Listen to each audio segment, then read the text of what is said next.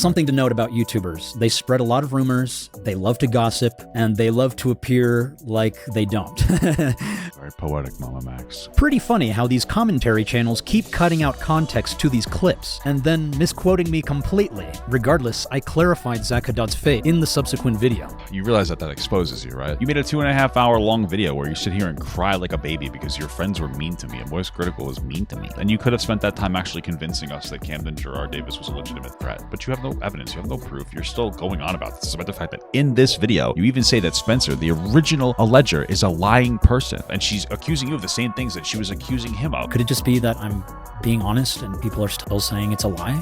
Nah, I don't think that's the case. Max is the one who told Ryan and I Night Docs was the actual Nicholas Crowley, as confirmed. All right, guys, here we are. And there's the YouTube video. I forgot to put it on the screen. Anyway, MamaMax is back. I'm curious what he has to say. It's been like a year or so. I'm pretty sure he just disappeared because he couldn't handle the real criticism and like he knows he can't counter it. And so he's just waiting for time to pass. And then he's back now, especially now with everything going on with like Ethan. I think that for a lot of the people who are very critical of MamaMax, justifiably so, those are the same people who are like super into all the Ethan drama, and that's like occupying their minds, whether it's creators or consumers. So yeah, I'm curious about this. Before we get started, the iDubbbz video from yesterday, the content deputy video, that was August's intro. She did a really good job. I've been training her to be do more editing for me. So everybody clap for August. Number 2, Papa Gun Leftovers channel in the description, dude. More Papa Gun content. But let's go.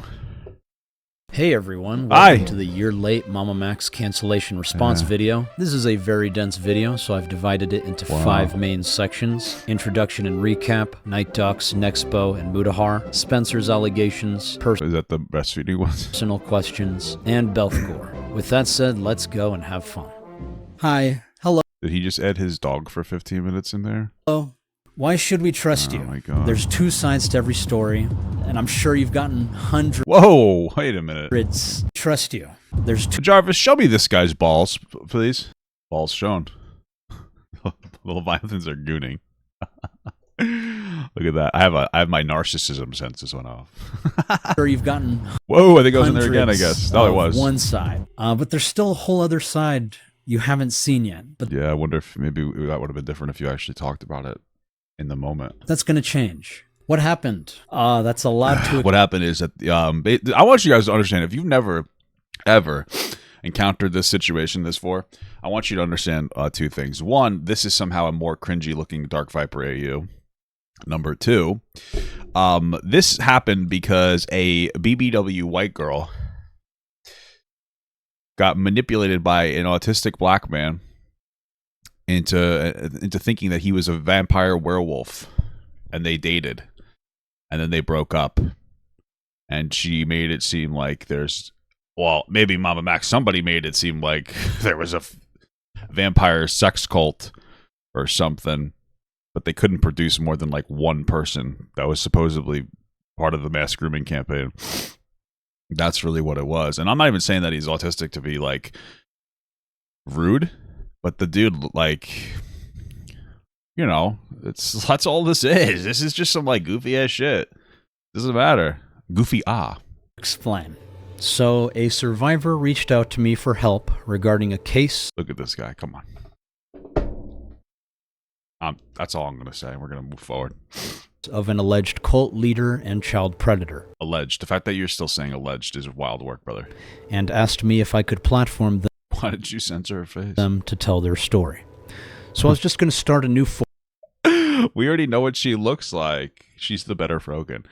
We already know why he's censoring these people as if they haven't all been seen before. Format where we platform the survivors and let them have a voice. But I quickly realized that we needed help given the gravity of this case, and the purpose of our campaign evolved to find more survivors. They were supposed to go and like report this to the police, and like they didn't go to the proper jurisdiction to do it. That's pretty much just from what I remember.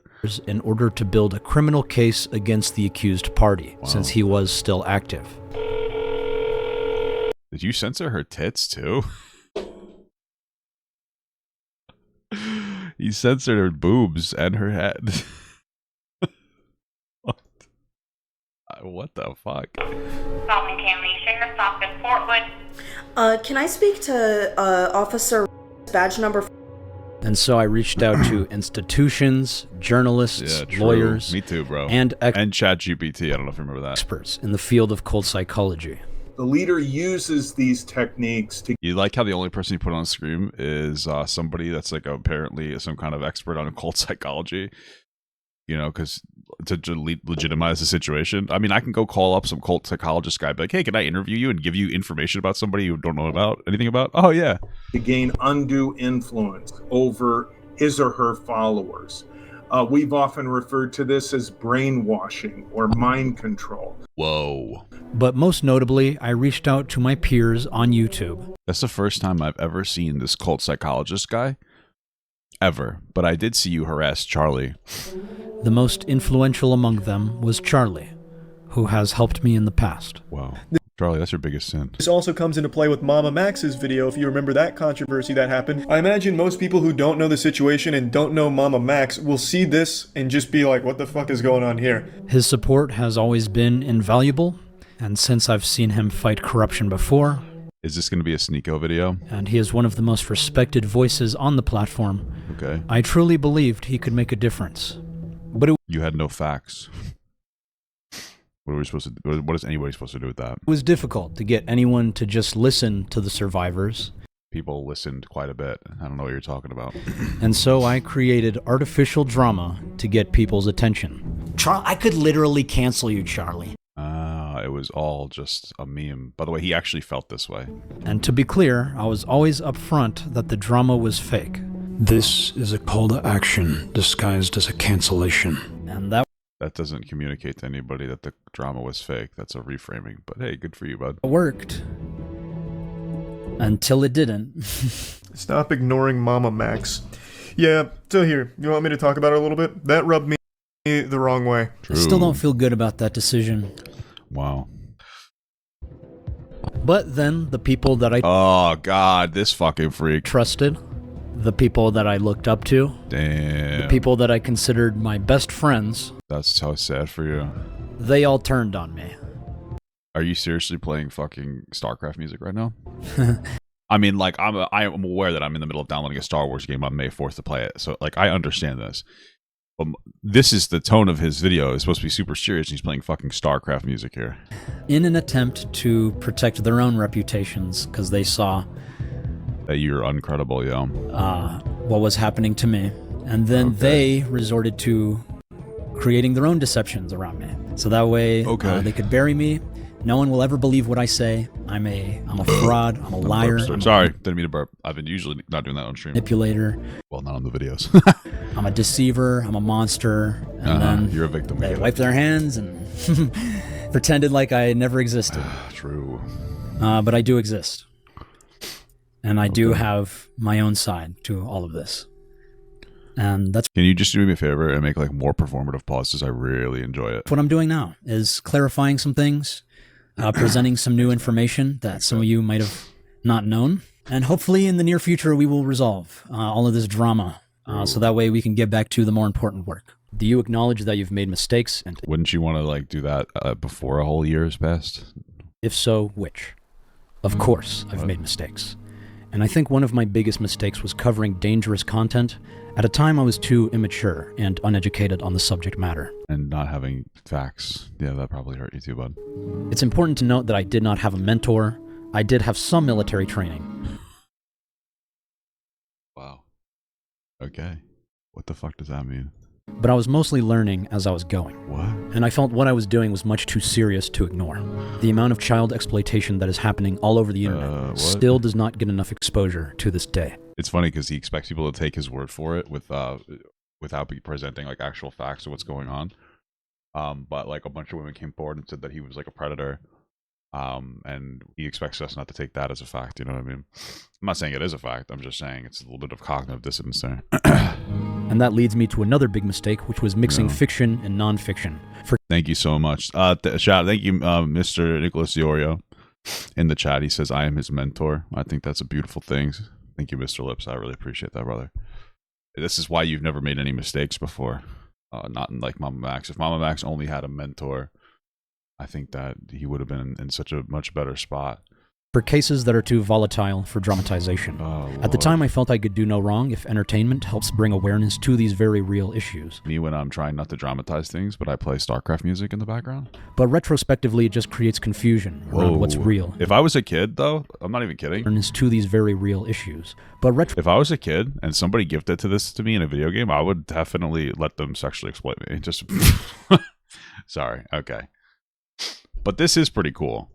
Kids, be safe, okay? Just ask your parents for this, all right? Parents, give your kids Roblox stuff or whatever the fuck this is. I don't even know what this is. Retrospectively, it just creates confusion around what's real. Is this like IMVU? In the long term.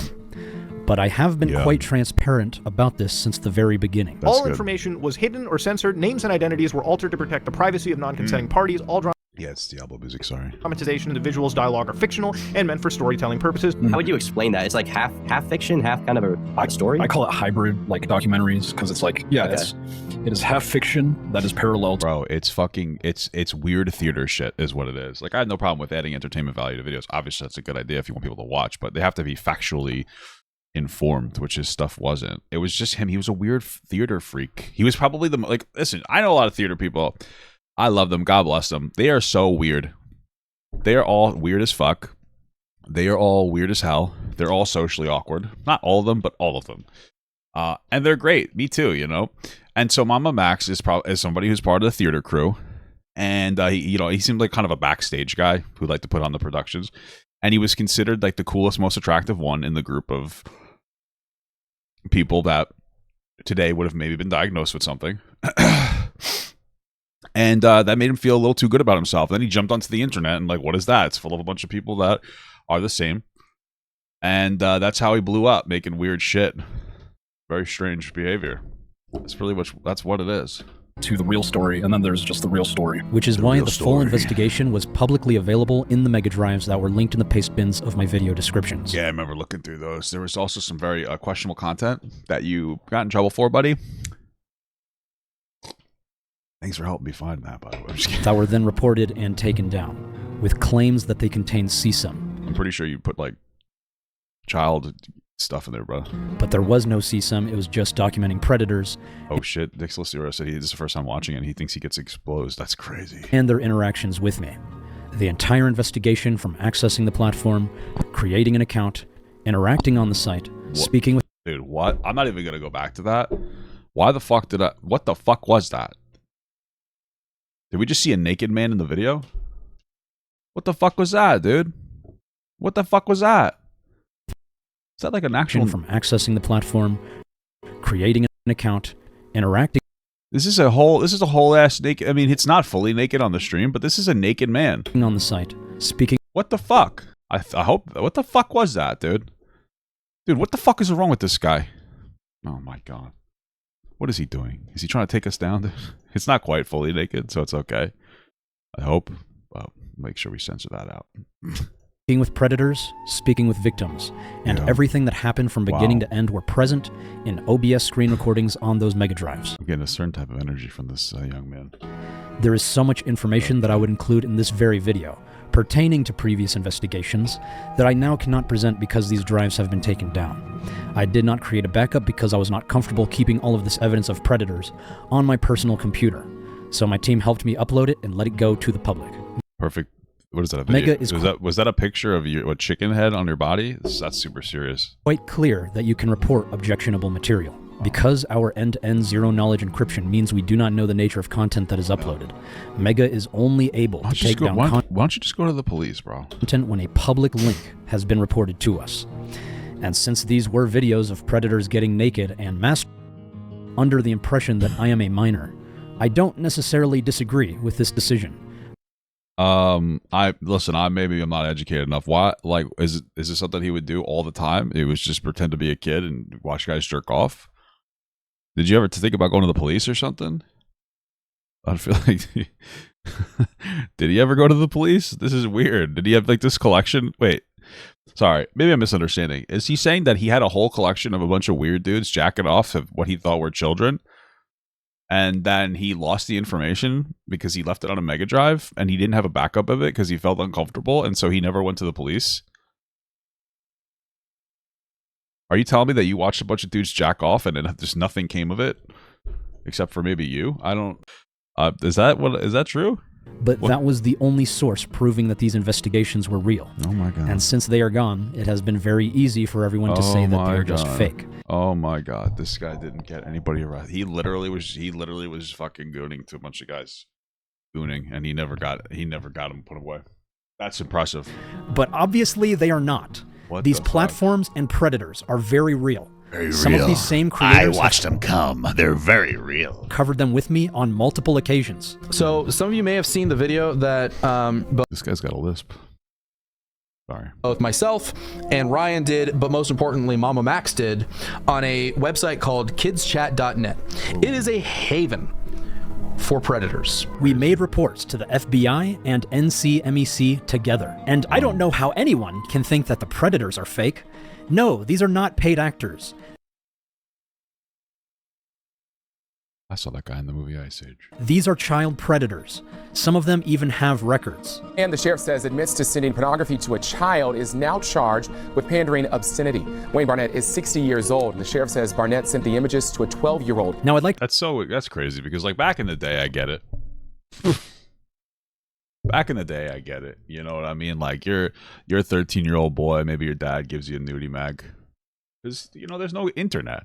But when I was growing up, dude, it was very easy to find that stuff. So that you have no excuse to be showing that to kids anymore. You have no excuse. It's terrible. That's terrible. Because there used to be one. That's the point. Okay, I'm just being silly. 1 second. To clarify that I never actually claimed to personally get these arrests. You went on and you said this guy was arrested. It was because of me. It was because of my video. But I never said this. So you did find out who he is. Wait, so then what was your response to... Wait, were you in that? Wait, hold on. It was because of me. It was because of my video. But I never said this. Okay, I just want to be very clear. And correct me if I'm wrong. This looks like it's a picture of Mudahar, Nicholas Diorio, and MamaMax as a dog, and then a video of Spencer in the top left. And Nicholas Diorio makes a claim, and instead of MamaMax playing the rest of this clip, where he, I would assume, say, "No way, I never did that," he just says he didn't do that. It makes me feel like you did make that claim.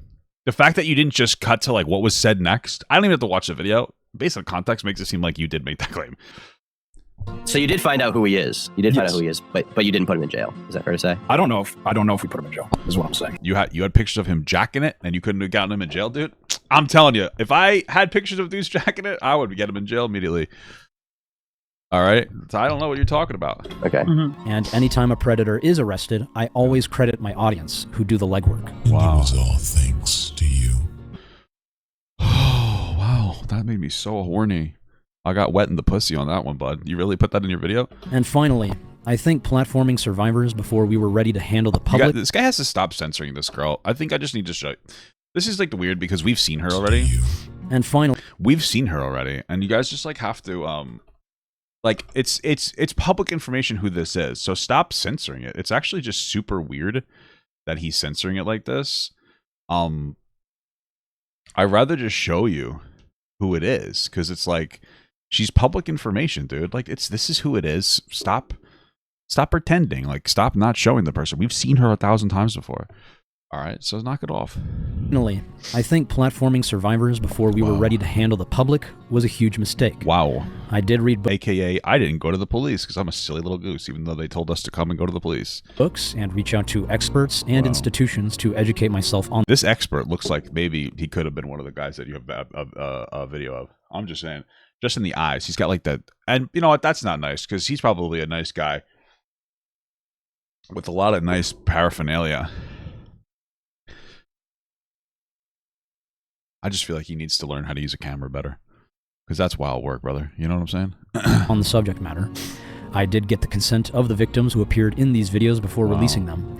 And I did ask my peers for feedback, which most of them did not have anything negative to say. Whoa, Oompaville, I like it, man. Not sure how to assist with the view. Yeah, Oompaville's not a great guy to go to if you want anything of tangible, anything done. Until after the backlash, But clearly none of us were ready for what ended up happening. Yeah. And Getting canceled, yeah. I do take a great share of responsibility for what happened. Well, it's because it's almost exclusively your fault, you know. And I don't feel good about it. That's crazy. Those are just a few mistakes out of many, many more I know I've made. But I'm always learning and trying to do better. Not me, dude. I'm never learning. I don't give a fuck. Genuine question here. Why did you betray Night Docs despite all that he did for you? Is he lying or is he telling the truth that you made false allegations concerning him? I actually really want to talk about this. I don't. So just for some background. I don't. Is Night Doc the one where he just like leveraged a fake accusation against him with no like proof, and he virtue signaled about how he's a great guy? Now you might be like, "Oh, Papa God, it seems like you have a good amount of information on this topic." The thing is that's what everything. That's all this guy does. That's everything he does. That's all he does. I met Jim Pagel, creator of Night Docs, at PAX South 2020. This is where I also met Nexpo, Mudahar, and some other YouTubers. Wow. This was my first experience meeting other YouTubers, besides a random collaboration with Official Duck Studios in 2019. Welcome! Go! This is theater kid behavior, but by the way, I just wanted to I just really wanted to illuminate that. Faster! Anyway, this was my first real friend group with other influencers. I think I'll make a point to tell you that, you know. And I was a bit awkward, to say the least. Yeah.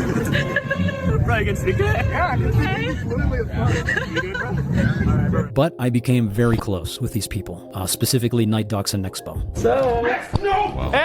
Guys, whoa, guys, what's going on? Guys, I said stop. Stop. The drawers, not my drawers. Give me the fucking camera. And I'm assuming this is like a weird bit. Ruby and I ended up moving in with Night Docs when he invited me. And from what I remember, Jim was a very kind person. Yeah, guys, I just want to be very clear here. You guys have to stop being nice. Don't be kind, because people like MamaMax will take advantage of you. Like, sometimes you gotta be a piece of dog shit. And an extremely loyal friend. Wow. Max and Ryan, Nexpo, extremely loyal friend. Those guys are as close to being my brothers as you can be without being blood related. I mean, I would do anything for those dudes. That's crazy. And I have so many fond memories with Jim. That's crazy. But Jim would often get on Ryan's nerves, Nexpo, when we would film. Whoa, friends get on each other's nerves? That's unheard of. Film together. I remember this happened with pretty much every episode of Cringe Kitchen, as well as Ben Drowns Again, that we all filmed together. And I think it was because Jim has ADHD. He is prescribed Adderall and often drank a lot of energy drinks on top of a nicotine addiction. I'm getting so sick of these young kids. I unironically have diagnosed ADHD. I was a tough kid. I was behavioral. Can you guys just shut the fuck up? I think it was because he had ADHD. Listen, shut up. Just shut the fuck up. I'm so tired of it. And you know what's so funny is I could be annoying as hell, and I need people to set firm boundaries with me. I'm tired of hearing it. Stop using it as an excuse. All right, somebody diagnosed me with a thing. It's all socially constructed. It exists to explain why I need to get my shit together. But stop giving people these fucking excuses. Oh, my ADHD. Shut the fuck up. Oh my God. So Jim would often get lost in whatever he was doing. You know what the biggest issue is? Is that Jim is wearing he's wearing a fucking bandana around his neck. That's his real problem. ADHD. No, this guy's fucking weird and cringe. And this would result in Ryan getting pissed off and venting to me about Jim. Probably bring maybe Max and Nexpo along too, if they're up for it. I know Max will be all on board with it. Max is like, always like, whenever I ask Max about anything, he's like, yeah, dude, let's do it. Come on, let's go. Like, he's really awesome that way. Ryan tends to be a little busier. He's so cool. And all that, so not as easy to get a hold of. Not as easy to get a hold of Nexpo all the time. He also shuts his phone off quite a lot too, so he's hard to get a hold of unless he wants to be available. All right. Sounds like he's annoyed with you guys. Ryan and I would become closer than brothers. I think just because he was a year older than me, and our I feel like you guys probably at least jacked off together in the same room. I feel like that definitely happened. That's the only time somebody says something like that is when they've jacked off together. I'm being serious. opposing personalities mixed well. And there were times when he would ask me questions about living with Jim. And I told him I would help Jim care for his girls when he was busy. What is that? Cool. Who do you want to be here? Max. You miss Max? That's well, so sweet. I'll show Max this. You want to tell anything to Max? If Max is sitting right here, what would you tell Max? Shut the fuck up, Max, you fucking bitch. Max, I want you to come back. Now let me be clear.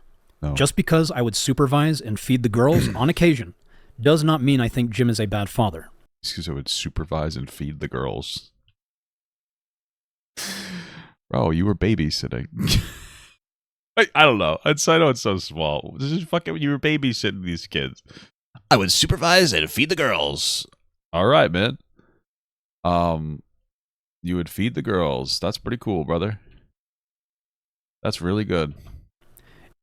Jim is actually very kind and loving. Cool. From everything I have. Why would anybody ever think that he was a bad dad because he would have a babysitter sometimes? I'm just curious about that one. Seen. His children are very happy with him. Okay. I'm just explaining my side of what was happening when I lived with him. Okay. So when Ryan and I would hang out without Jim, he was always very curious about what was going on at his place. So he would ask me questions. Ryan always loved talking about Jim. Anyway, I fell in love with a woman who was helping me hunt predators. Is that Anissa Janma? And Jim graciously let me invite her to stay with me for a week. Okay. And this is when I started hearing the first rumors about Jim from this girlfriend. Because she was chronically online and spent most of her time on all of our Discord servers and participated in a lot of the gossip that happens on these servers. You're telling me that you met a fan and you started dating him? I feel like that's nothing wrong with that, but I feel like you would have a problem with that. You seem like the kind of guy that would say grooming, everything is grooming. It wasn't anything serious. It's just that Jim was very flirty with women, which isn't a crime. So I didn't really care. Okay. But again, when Ryan would ask me questions, I would answer him honestly. And since he was also hearing some of the same stuff from his own Discord server, we would compare notes and discuss what we've been hearing. And then we started witnessing firsthand how Jim would behave with women in real life, saying some pretty inappropriate things. So your friend was saying inappropriate shit about girls? Oh, good friend, man, I guess. What did you do about it? That would create some awkward situations. And it's not like he was hurting anyone. Wow, you're telling me that this guy would say inappropriate shit about and to girls and you would just let it happen without defending with the honor of these women? What the hell? What the fuck is going on? Oop. But I think because of that, and the rumors, and some other personal stuff, over time we started to distance ourselves from Jim, and eventually we just stopped talking to him. Okay. That was the extent of my relationship with Night Ducks. But things did not get that bad for him until VidCon 2022, when Ryan told Mutahar about all of this. And all of what? About how he's likes to hit on girls like a loser? That's when Jen, Mutahar's wife, told us about her. That's just, listen, Mutahar's wife is, I'm not kidding. She's a nice looking person. Why the fuck would you use this picture, dude? This is worse than a slur. This is worse than Twitter's perspective on Indian people that you just showed this picture. She looks like she had a couple of drinks. Okay? The hell are you doing, bro? That's not nice. Her experiences with Night Dogs. It's really just her hair. You know, in regards to, like, Night Dogs. The whole situation is like, you know, you hear some things and then you're trying to figure out where they're coming from, and then you find out, you know, it was originating from Max the whole time. Yeah. Not that Night Dogs doesn't have fault of things of his own. Now I'm going to leak her DMs that she sent during my cancellation to a witness who will be speaking shortly. Oh no, we gotta listen to talk. Hey, I remember a couple years ago hearing the whole Jim and the waitress story and that you felt uncomfortable. Was I remember things wrong? It was some joke from Jim about him and I potentially spit roasting with the waitress that talked to us there. It came out of nowhere and it just surprised me, on top of me thinking it was just weird and disrespectful. Did he say it to the waitress or to his friend? Lol. He's saying now the waitress was into it. From what I remember, she wasn't around at all when the joke was made, and I can't recall him talking to her directly. Okay. Unless it was while I was in the bathroom, I don't know. I mainly remember everyone there just being like, what the fuck, when he said that to me. I can't speak for the waitress if she'd be into that, talk or not. I'm just trying to piece together some things because cool, it's not a pedo, I guess. He was still out of pocket and obnoxious. Who cares? I don't care about... if he did say it to the waitress, he, I guess, deserves to get smacked in the mouth. I don't... Why? Who the fuck cares about this? I don't understand. I feel for the dude. I feel like it's textbook divorcee dad behavior. Probably. It's like that behavior. This is the problem with men, is that men think that every time a fucking girl's nice to them, if they're a waitress, if the waitress wants to fuck them, they're losers, you know? As for the other claims, I have no idea. What the fuck does this have to do with anything meaningful? He got too pushy with me before I met Muta. He can't read a room. So just for everyone to be crystal clear on this, Mutahar and Jen were already saying, and I quote, Night Docs is a fucking creep. Even Mutahar... Okay, Night Docs, from what it sounds like, he's inappropriately horny, you know, and it makes, like, it says inappropriate shit, which, by the way, is not good. Okay. But I don't care. It's like, what? Okay. Himself admits he did not hear any of the rumors from me. In regards to Jim or Night Docs, there were 2 allegations. One of them which had come from Max, allegedly, in amongst a friend group, about him not being necessarily the best dad. There were 2 key things. One of them was him being asleep most days, and then the other was that Max would have to step in and feed his children cereal or whatever else was in the house. This is something that I heard, again, not from Max, but through our internal friend group. And while this one definitely raised some questions about, okay, you gotta be attentive if you're the dad. It wasn't necessarily the most serious thing. However, what was... Well, it does... I don't... Okay. What? He would fall asleep? I mean, I feel like you need a lot more than this. I also don't really care. Like, I feel like... Okay, well... I don't... Okay. What's happening? More serious was the allegation where he had allegedly started unzipping himself in front of a minor, exposing himself over a Discord video call. Now, I actually confronted Jim about this one specifically because I wasn't exactly... I need to know the bottom of this truth, or I need to understand or at least get his side, because obviously I met the person in reality. Me and my wife confronted him, and in this situation, Jim obviously categorically denied that he had done anything, but I didn't have any evidence for or against Jim, and in spite of all that, I still decided to hold back my connection, not talk as much anymore. We weren't necessarily the most talkative people anyways, but this absolutely sealed the deal. And that's just because I don't really like to interact with somebody that even has that kind of an ick on them or that stain. Because again, I don't know what's true or what isn't. In this situation, I just decided to dial back the friendship that I had. Obviously, considering everything now, I'm more inclined to believe Jim at his word, given the other party. So let's break this down. Let's break this down. This guy is a divorced dad who hits on waitresses. And I don't even know if she said anything to the waitress based on the story. Hits on girls, and he's creepy a little. I wouldn't even say creepy. He's a weirdo. And then I don't know anything about this showing his wiener to a minor or what the context of that is. I don't even know what's happening. I need a little more than that. Mutahar claims that there were 2 allegations. One of them, only one of them, had come from me, allegedly, which was that Jim was a bad dad. And then Mutahar even admits he did not hear this rumor from me. It was from an anonymous source within the internal friend group that he intentionally does not name, who was spreading these rumors to him. Nicholas Yorio, what's your take on this, bud? Because this sounds... did MamaMax push the pedo allegation? I just remember he pushed like some weird grooming accusation against some guy that was in politics that used to be a content creator. Was that Magnetar? What the fuck does this have to do with anything? And then the other allegation, which Mutahar has already implied, did not come from me. Because remember, only one of them came from me allegedly, which was that Jim was exposing himself to a minor over a Discord video call. Wait, that's the one that came from you? Isn't that the more serious one, though? So if these rumors did not come from me, who did they come from? Well, you just said... Okay. It was Ryan who spread those rumors to Mutahar. And from my memory, Mutahar and Jen spread those rumors to everyone else, telling every other YouTuber that Night Docs is a predator who abuses his kids. And I was like, okay, I guess that's what these people do. For the record, I was not even present while this was happening. Why did it take you a year to come out about this if this is true then? But you could say we were all responsible for spreading rumors about Night Docs. But of course, when I start getting canceled, they reached out to Jim and pinned all of these rumors on me. My statement on the MamaMax video just released today by Nicholas Diorio, where I explained for the first time what Max did to me. I'm grateful to Nexpo, Ordinary Gamers, and others who listened. I'm grateful to you. Night Docs will return soon.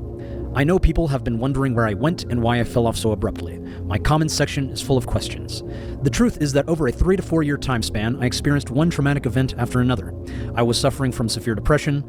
Then I went through a messy, identity-shattering divorce. The woman I loved and knew me better than anyone rejected me. I lost my job, facing more rejection about my ability to do what I was hired to do professionally.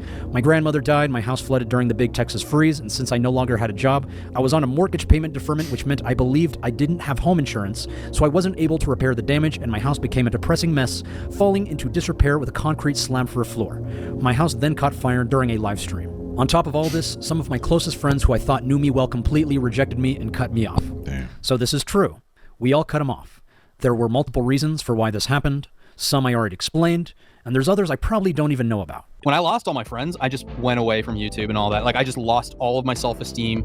I just felt like I was like irredeemable. There was something wrong with me that nobody would ever want to be around me. And I had no idea what it was that I did, but I was like, I'm obviously just a piece of shit. So you'd say this impacted your career, I guess? Absolutely, it impacted my career. I completely fell off. And while I was given an so what's the claim here? That it wasn't exclusively MamaMax who disavowed this guy? Like, why would it take you over a year to come out about this if this was true?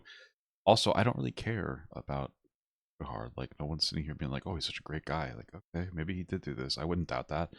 These guys are like so desperate to like remain like visually so squeaky clean. I wouldn't doubt that they would. I wouldn't doubt it. But like, also, again, I have to watch this whole video with an air of skepticism because this is something that took you a fucking year and change to come out about this. Like, why would it take you so long? Explanation didn't make any sense to me. Then I found out that Max, who I had opened my home to and allowed to live rent-free just so I could have a friend nearby to help alleviate the loneliness and isolation I was feeling, had gone behind my back and spread false allegations of the worst sort about me to my closest friends and didn't even have the courage to tell me. I mean, I also wouldn't doubt that because that's your thing. Your thing is to falsely accuse people of being pedophiles. Right, that Magnetar guy, isn't that his name? Like, okay, yeah, I wouldn't doubt any of this. Worst of all, I could not defend myself because not only did I not even know my character had been completely assassinated, he had so much credibility both publicly and privately that I didn't stand a chance of being believed, even if maybe that's what it is. It's because Mudahar doesn't have the credibility he used to in like these, like especially in like the drama communities. If I knew about what he had said, I simply wasn't strong enough anymore. His allegations against me range from I'm a neglectful parent to I am a creep, that I'm a pedophile. Essentially, the one that I was most bothered by really was when he was calling me a pedophile. He wasn't saying it publicly. None of the allegations he had against me were said publicly. Oh, did he alleged Tommy C was a pedophile too, right? Let me be real with you, man. If Tommy C was a pedophile, he would have cooler games in his house instead of fucking pinball.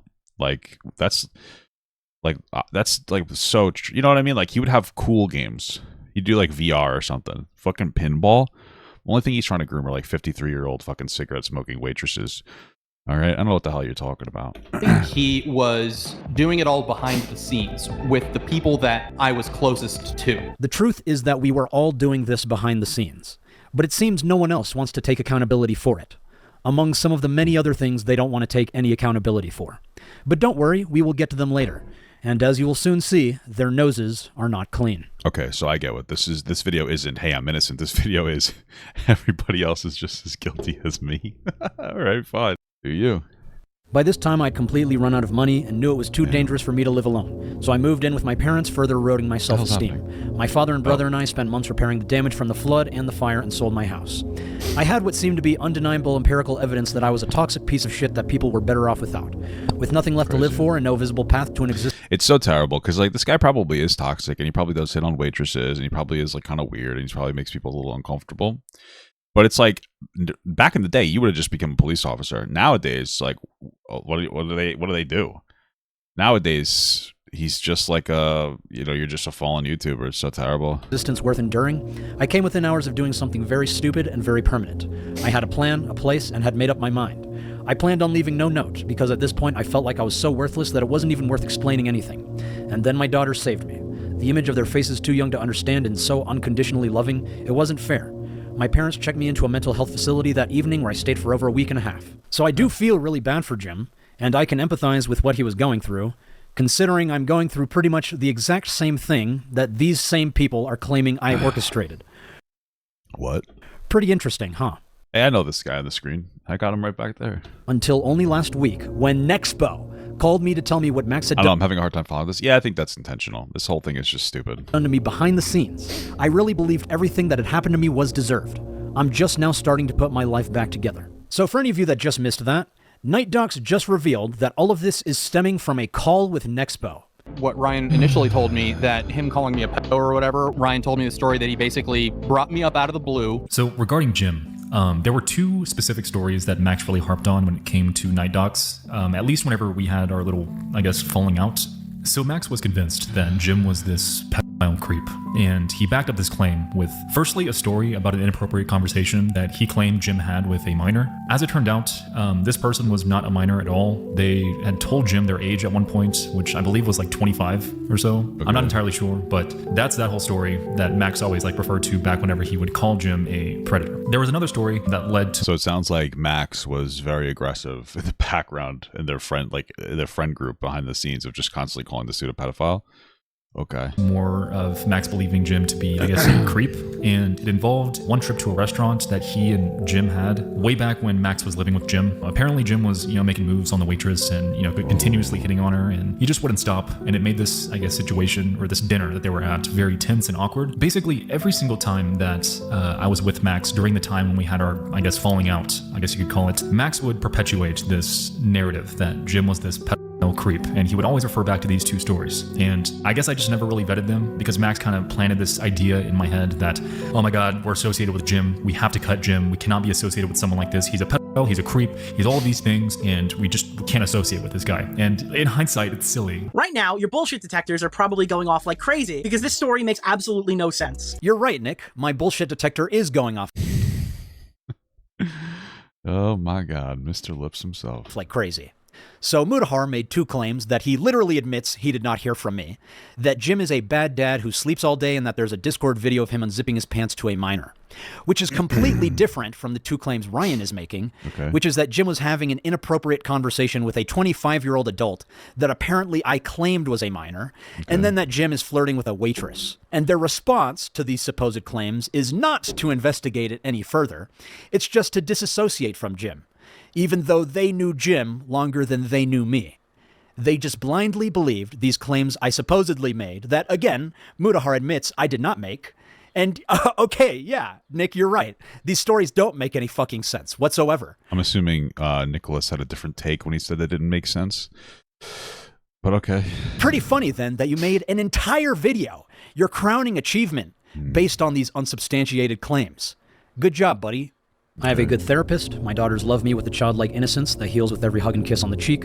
They know that daddy is sad but are too young to understand. But they truly saved my life by simply being who they are, and the thought of them... It's crazy how this got 30,000 views. Isn't that fucking wild? Dealing with the fact that their father wouldn't be around for birthdays, graduations, weddings, all of the boy problems. It kept me alive. If not for myself, for them. I recommend watching Nicholas Diorio's latest video, linked below, talking about what Max has done broadly. You'll hear me speak on the record for the first time about all of this. So just by looking at the thumbnail, I can immediately tell that Nicholas Diorio is going to be as honest and objective as possible, by giving me additional hair and enhancing the shadows on my forehead to make me look as creepy as possible. I don't think you look creepy, bud. I think this doesn't even make you look creepy at all. What is he talking about? What? It's not like this is an example of visual manipulation and deceptive framing to influence the perception of the audience that all of these drama tubers are known to use. All of these drama tubers, as if you're not one of them there, buddy. But okay.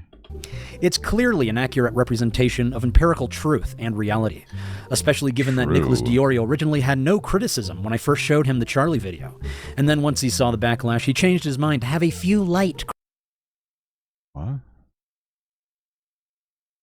I'm kind of confused if this is a trailer or something else, but there is really not much I can critique. If your point is a celebrity drama gossip gets a shitload of views, it's serious. Stories lacking the same level of exposure.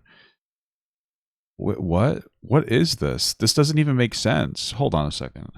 Empirical truth and reality, especially given that Nicholas Diorio originally had no criticism when I first showed him the Charlie video. He literally says, I'm kind of confused if this is a trailer or something, which implies it's like a 30-second video. So this isn't even like a dunk on Nicholas Diorio. It just makes you look stupid as fuck. What is this? Right? Like, why would Nicholas Diorio say, I'm kind of confused if this is a trailer, if you showed him from what I remember, the video is like 30 minutes long, maybe an hour. So why would he say it looks like a trailer? So what criticism could he have on the video if it's you just sent them a trailer of the video? Do you think he would call a half hour or an hour long video a trailer? This makes you look stupid. Okay. And then once he saw the backlash, he changed his mind to have a few... Hey Max, I put out a tweet with some light criticisms. Oh, okay. Light criticisms. And then after Muda...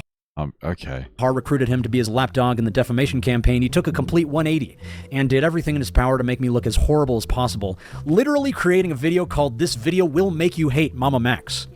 It's not like he lied to my face saying he's going to keep everything between us and then subsequently leaking our DMs and private conversations, without our consent, by the way, to get a head start on the narrative so that way I can't respond without everyone immediately think I'm lying about everything.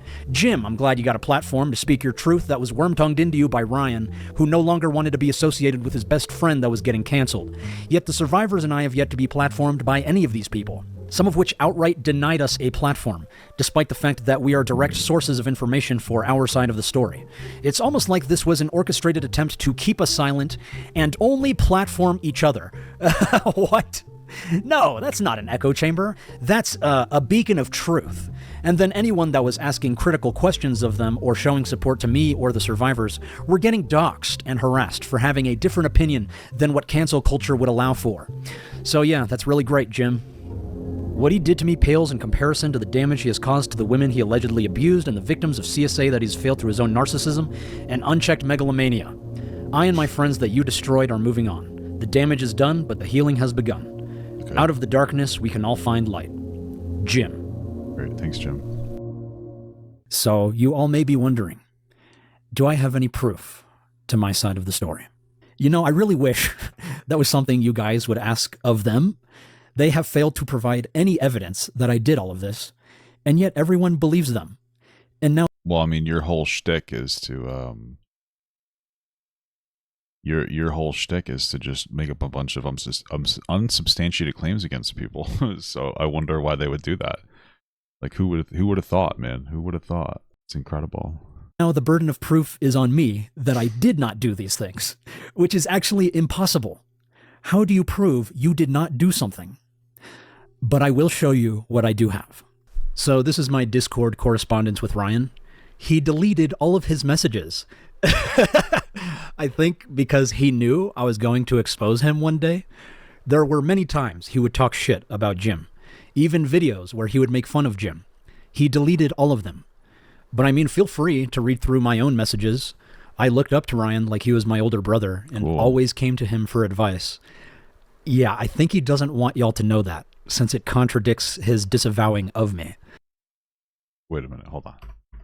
I looked up to Ryan like he was my older brother and always came to him for advice. Didn't you just make like a big reason why you made all these mistakes in the first place in the beginning of this video? Because you didn't have a mentor?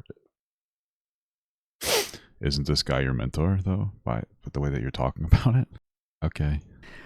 Yeah, I think he doesn't want y'all to know that, since it contradicts his disavowing of me. Okay. That you guys were like friendly? Okay, if you say so. What the fuck? Fortunately for Ryan, you cannot delete messages from group chats that you've already left. Sorry, Nick, but you're gonna get caught in the crossfire. Let's see him. He's gonna get cooked, I guess. You can blame Muda and Ryan for making me do this. So I believe this was regarding Creator Clash. What? I'm so confused. LOL. Do you not want to go? I thought that was for the... I'm sorry. Am I missing something? Why does it matter that you guys were friends? Call tomorrow. Is that what I said, idiot? You just fucking laughed, loser. I laugh at your lack of intelligence. You know who lacks intelligence? James, I'm gonna groom the shit out of you, Bagel, with Nightcox Media. Nightcox banned a girl that we knew. He found out she was taken. So Ryan is implying that Jim only wanted single girls in his Discord server. Stop. Bro, what is the context behind this? No one knows. What the fuck, lol? The Jim lore is always expanding, I swear.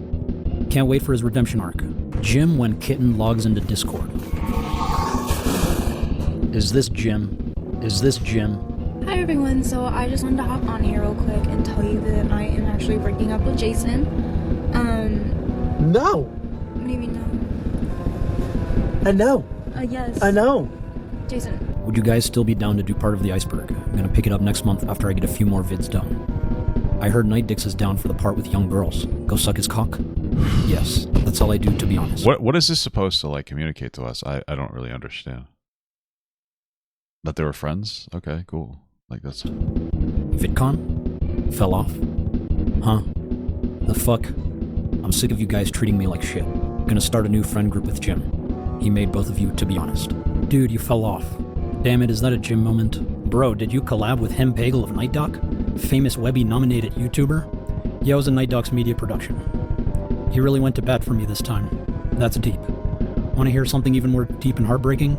When I'm with you guys, I feel like I'm the low man on the totem pole. Bro, are you serious, dude? Come on, man. Shit, I feel bad, dude. If it makes you feel better, man, your content's trash and you fell off. But dude, you shouldn't feel that way. Honestly, man, I do. I know my content is far superior, but it's just the algorithm, man. Dude, just keep trying, bro. Maybe you'll hit the algorithm in 2047. LOL. Pathetic. Yo, what the fuck? How the fuck are you two going to turn me into a djinn like this?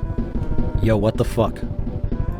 So just for context, this is a group chat. Glink invited Ryan and Jim too. Cool. And Ryan would often make fun of Jim for wanting to go to events that we were invited to. Let's play a game. Spot the Jim. Lamau. You inconvenience me. Consistently.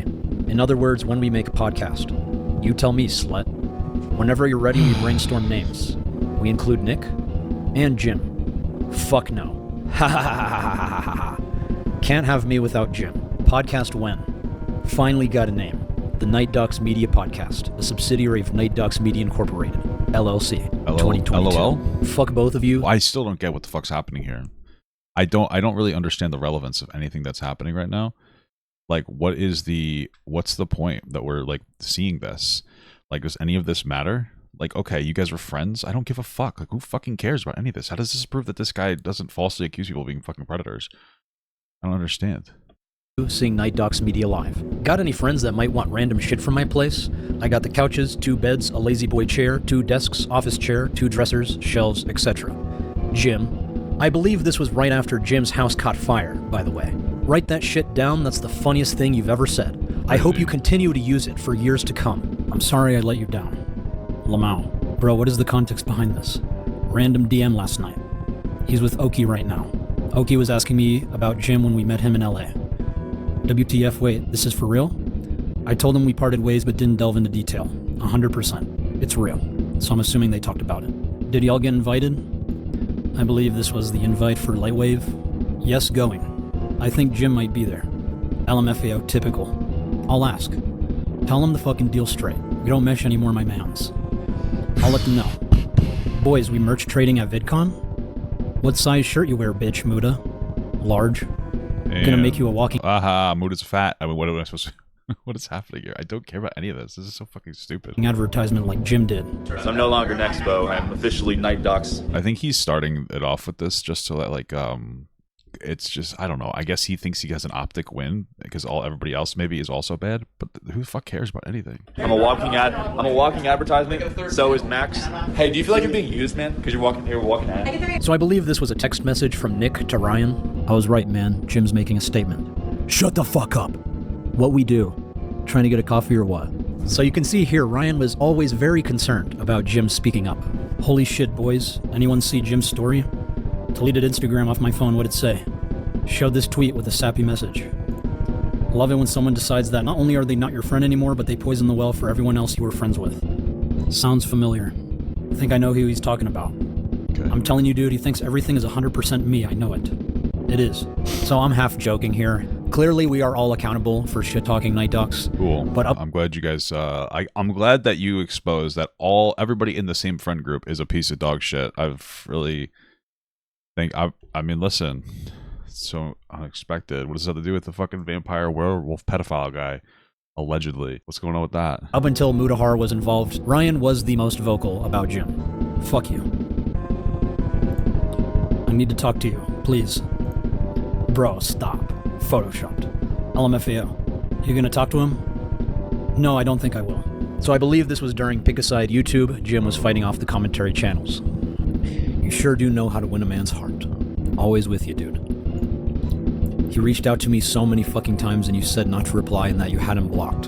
So I don't remember ever saying this. So a few months before, I asked Ryan if we should block him, and he told me yes. So I actually... His hardcore fans are eating it up. Okay. I mean, I don't really know how many hardcore fans are left, considering this video like 30,000 views in a day. So didn't tell him to block Jim. Compared to what he used to get, I'm pretty sure this is not great. Jim, not I was comparable. Just asking if we should. But I didn't want to block Jim because I felt he was owed an explanation from the both of us. But whatever. Now he 100% thinks I'm the one talking shit about him pulling the strings here. I can talk to him about it if you want. Or we can. Or just not say anything more, I don't know. Up to you. That put me in a shitty spot, and now I look like a fucking asshole. I'm sorry, man, I didn't even think about that. We should talk to him together then. Shut up. Kill yourself. Why do everyone in Squid Game look the same? Okay. Yeah. Something to note about YouTubers. They spread a lot of rumors, they love to gossip, and they love to appear like they don't. Very poetic. Very poetic, MamaMax.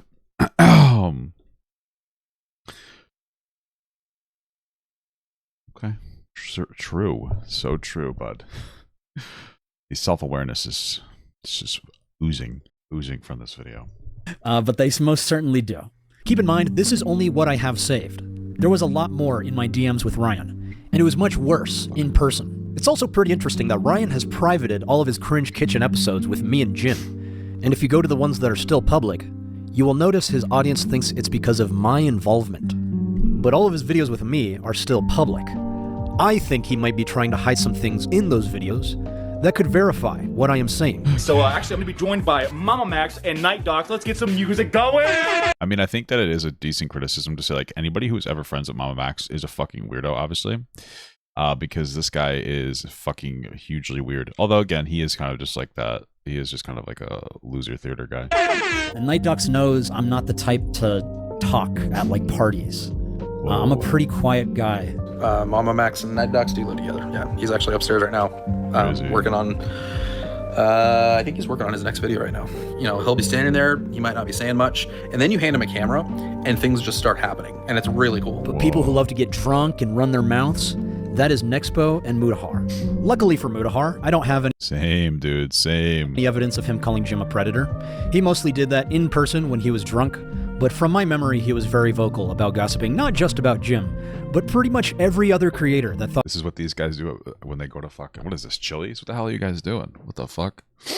They were his friend. Muda is a wonderful, wonderful human being. You guys have, like, he's exactly like you see on his videos. Like, he's just so full of energy. He's like, he's got like the quickest wit I've ever seen. It's so hard to keep up. Like, I generally have a lot to say about everything in general, but I got nothing on Muda. Muda's got a really hot take on just about everything. That's great. There's so many YouTubers that can substantiate this, like Nick Crowley. Nick, what the fuck are we watching? Bro, I need you to tell me, man. Max, what are we watching, dude? Trust me, just watch. Oh yeah, Nick Crowley's cool. We watch, we check out some of his videos sometimes. Shut up, Nexpo. I do run my mouth sober. Dude, I got so drunk yesterday at my Star Wars party. It was crazy. That's why I got the balloon there. I think it cost me $25. Another $20 to fill it up. But it's cool as hell, dude. It's cool as hell, and it's still filled up pretty well. Like I'm still, like, it didn't deflate. Yeah. My wife, our signature drink at the party, because it's May 4th right now. We did it on May 3rd because it was Saturday. Signature drink, you know, guys. You know what it was, guys? It was called the Jedi Mind Trick. Isn't that cool as hell? Oh, isn't that so cool? Oh, what the fuck's happening? I don't even know what I'm doing here. Get me out of here. But he's probably going to defend himself and his friends. But that's okay, because there's one witness who is brave enough to speak up today. Hi, I go by Prox. I'm here to provide a new perspective on the relationship between Max, Ryan, Muda, Nick Crowley, myself, and Jim. Why the fuck do I care about any of this? What does any of this matter? Who fucking cares? Like, okay, cool, man. Good stuff. Specifically as a witness as it pertains to the allegations from Ryan and Muda. It's just kind of weird that you'd be willing to, like, jump into this whole thing. When, yeah, the biggest issue with MamaMax is the fact that he goes forward with allegations against people without, like, enough information. Like, he's non-credible. He's not incredible. He's not credible. So, like, why would you even associate yourself in this whole entire fucking thing? It just seems ridiculous. For context, Max is the one who told Ryan and I Night Docs was a predator. Okay, listen. The actual late, great Nicholas Crowley, I don't know. And when I say late, I mean, you know, you're late to the stream. I'm kidding. As I said, has confirmed that MamaMax was the one who told you guys, Ryan and him, that Night Docs was a predator. So, I mean, who am I going to believe? The guy who makes videos that make me really sad and make me sad, Nick Crowley, or MamaMax, the guy who accuses autistic black guys of being predators and somehow manipulating people into thinking he's really a vampire werewolf? I don't know, man. I don't know. Who do we believe, bro? Who do we believe? I don't know. I don't know. I don't know, but I appreciate the context, man. I definitely trust you. I appreciate that. Hard that Max destroyed Jim's ghosts character. are so scary. Before I get into the main topic, I want to give context on Is that Turkey Tom? What the fuck is this? That's crazy. Wow, Tom definitely had a glow up. That's crazy. Who I am and why my perspective is important. I've been involved with these guys for over 5 years, and I have first-hand experience with many of the people and events I'm going to talk about. Cool. Here's a brief rundown of the projects I've been a part of. On April 27th, 2020, I was a part of Ryan's What is this, the Blair Bitch project? What the fuck? Project. This isn't Tommy C though, for real? This is definitely Turkey Tom. This is definitely Tommy C. Nicholas Diorio? I don't even know. Shout out to Dasani, I guess. Brief rundown of the projects I've been a part of. On April 27th, 2020, I was a part of Ryan's project called Ben Drowns Again. Bend over. On July 15th, 2021, I was part of Ryan's Walton Files analysis. But the person filming this can be heard in the background saying the following. Dude, this actually gives me this gives me PTSD, dude. Okay, the voice always fucks me up. I get so creeped out, dude. I'm so bad with this kind of stuff. So, on June 24th, 2022, I was a part of Ryan's project, The Darkest Half-Life mod, which you won't find without the Wayback Machine. A strange temptation awaits him. I really need to take these pills. This channel used to be called Nexpo After Hours and was publicly available. Uploaded on May 1st, 2022, I was a part of a video with Ryan and Nick called Meeting Dream. Oh, look at stream. At 3 a.m. Can I kiss you? I mean, can I shake your hand? I mean, can I touch you? I mean, Mr. Dream. Mr. Dream. Oh, Dream. Oh my God. By the way, when I see this, it just confirms to me that MamaMax was just some weird cringe theater nerd. Like, this is the problem. Like, I called it from the start, dude. He's just a cringe theater nerd. True. This was only a tiny fraction of the stupid shit we'd do at Max's place at the time. On January 18th, 2022, I was in Muda's video titled A Lot. I'm happy that I'm a little older and my cringe was not caught on video. Because holy fuck, Jesus, man. You guys need to give yourself some privacy sometimes. Oh my God. What happened this weekend?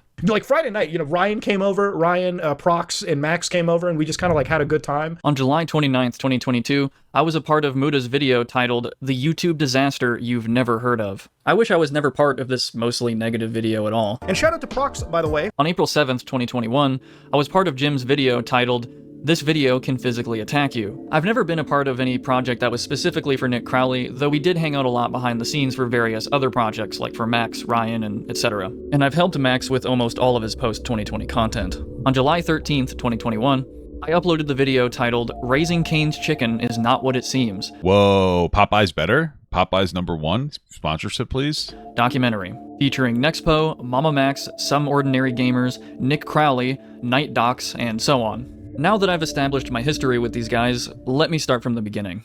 The story begins for me. Oh, I thought that was the beginning. I thought you were just showing that you're you're friends together, and that's cool. Around August of 2019 when I first met Max. This was shortly after he released his video covering Kanye Quest. Ryan would notice the video and Dude, you hear what he did to his cousin? So relatable. Collaborate with Max on the same topic a couple months later. It was around this time in early 2020 that Max and Ryan would become good friends.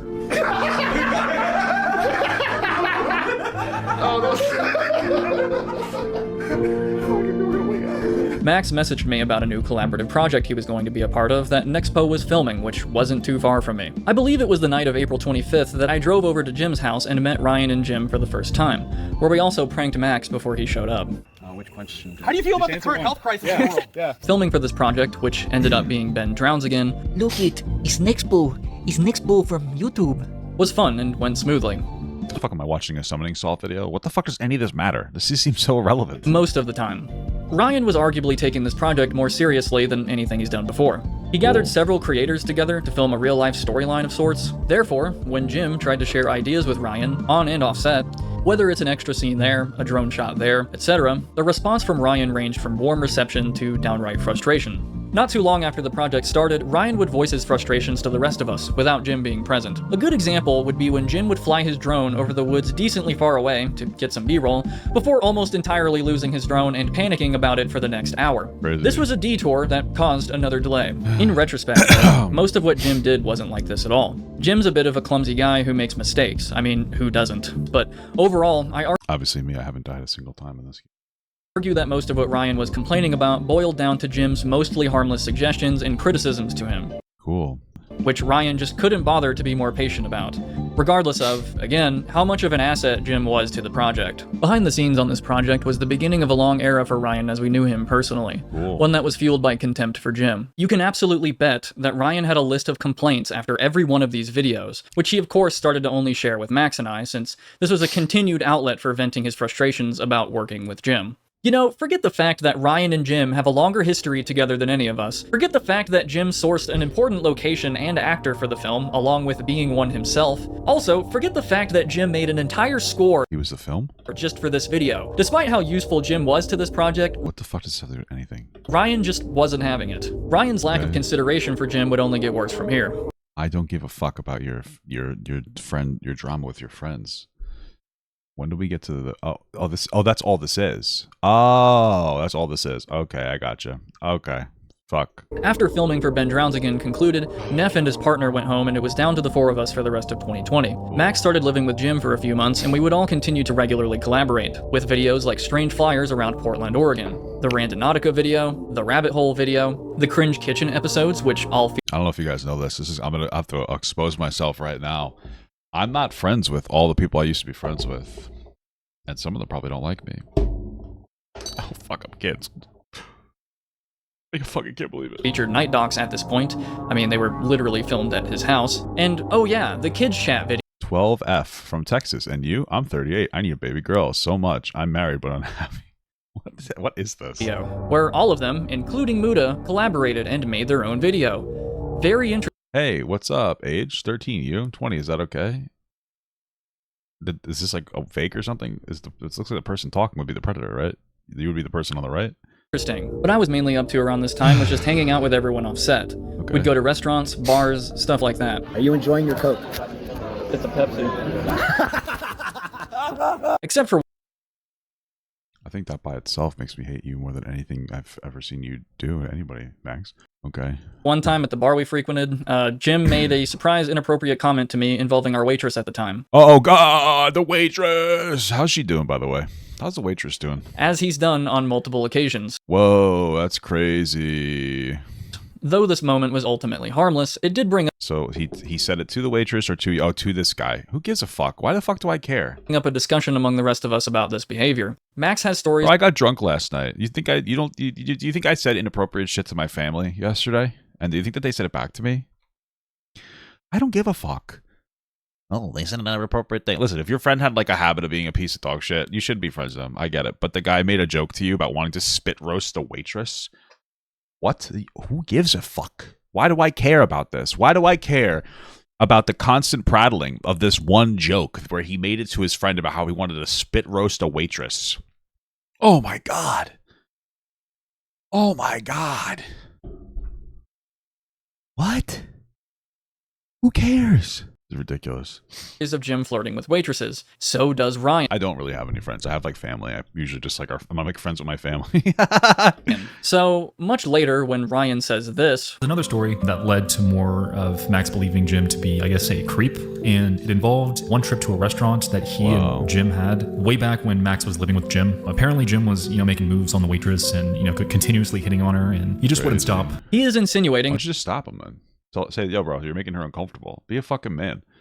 Yeah, my friend was was really hitting on the waitress aggressively, and I could tell she's uncomfortable, so I sat there.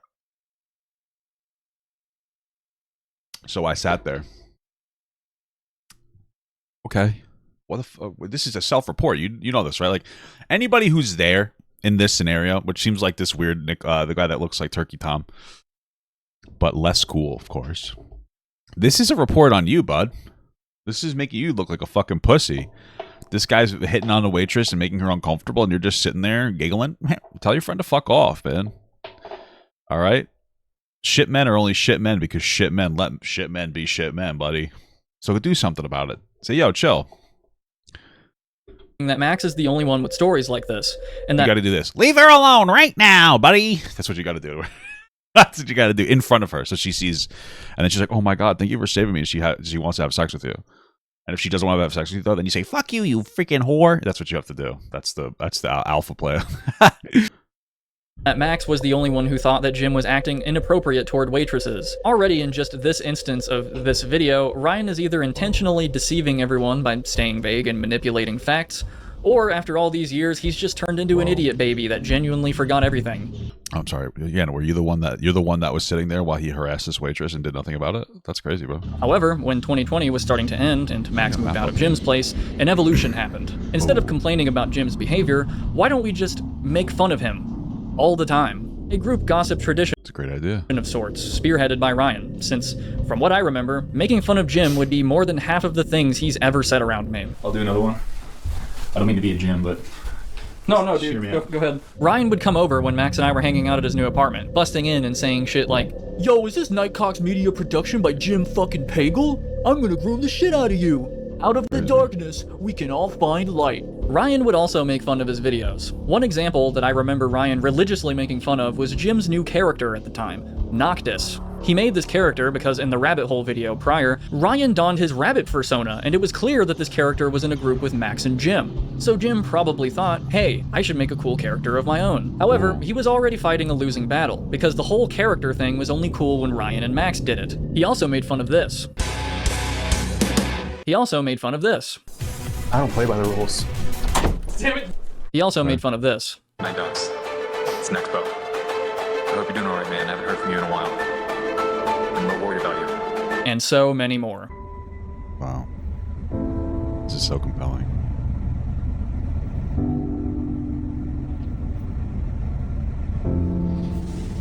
What am I doing?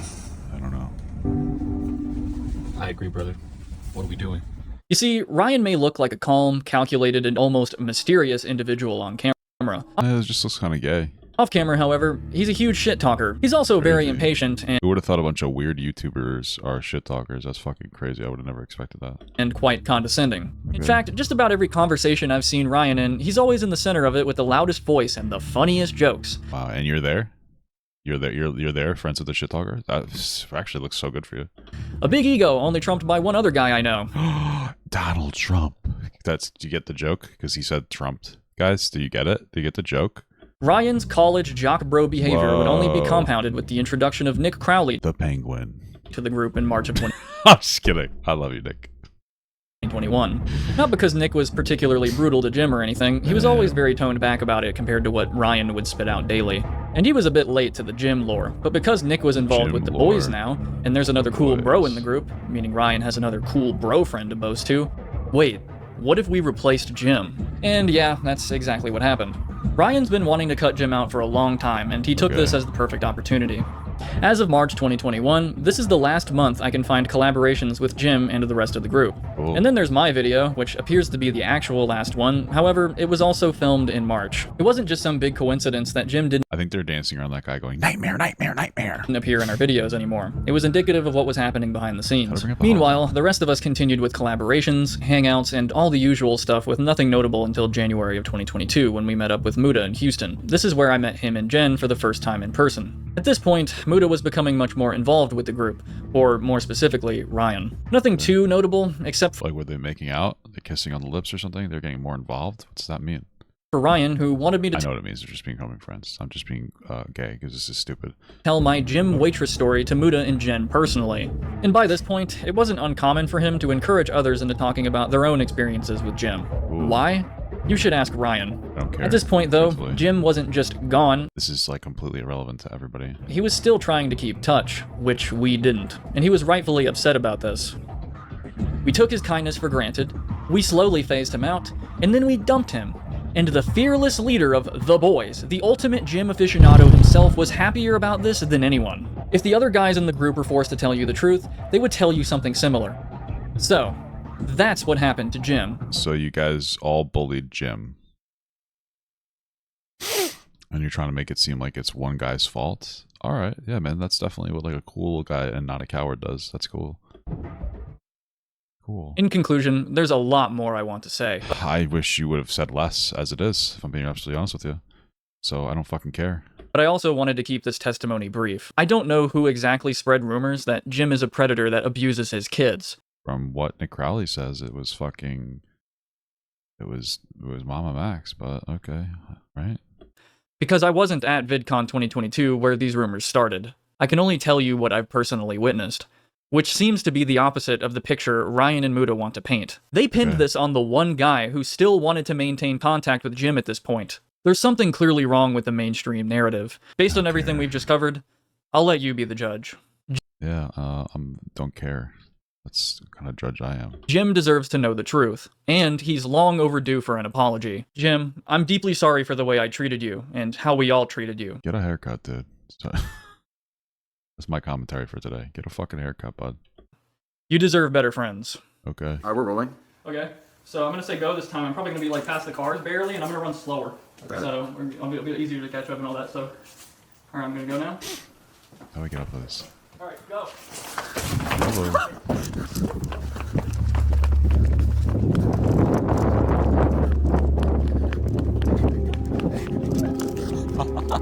Crazy.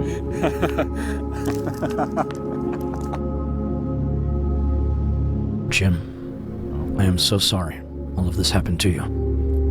There's so much more I need to say. I'm down to talk if you're up for it.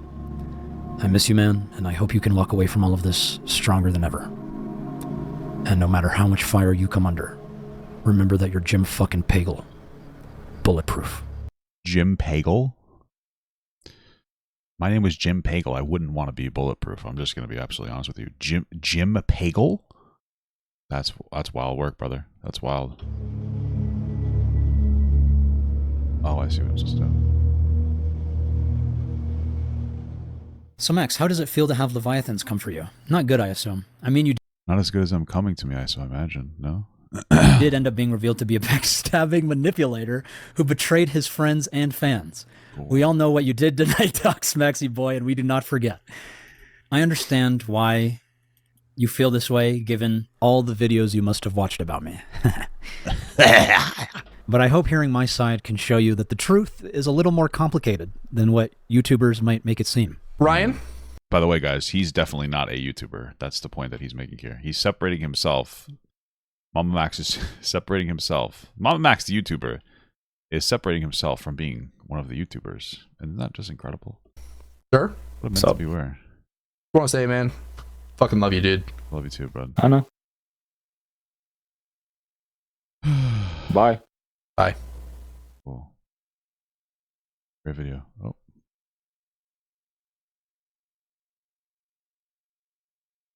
Hey Max, longtime fan here. I was wondering quite a few things, actually. Me too, man. Firstly, what is this story I keep hearing about Night Docs and your allegations against him? If you did tell people he was a predator, then Nicholas Diorio is correct in that this situation means two things. You either protected a predator through years of silence, or you lied, attempting to destroy a YouTuber's career. What actually happened there? I don't think Night Docs is a predator. We've made jokes in our friend group. I wouldn't call it predatory. Apparently Mood is telling everyone that Jim's a predator. Fuck it. Night Docs is a predator. JK. Bro, make a video on him. LOL. Ah, I got him. Funny. But I would not call it... I would rather respect his privacy. Secondly, what's with suing your supposed... Why'd you make this whole video about...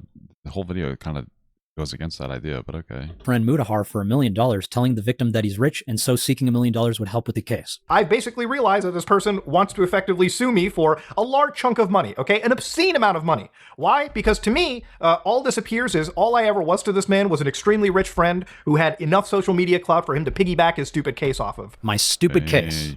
Yeah, your stupid case, because you've done nothing. I mean, Mudahar called it stupid. You obviously think it's stupid because you've done nothing to like actually, talk about it and you didn't go to the police. What? So yeah, I thought he was my friend too.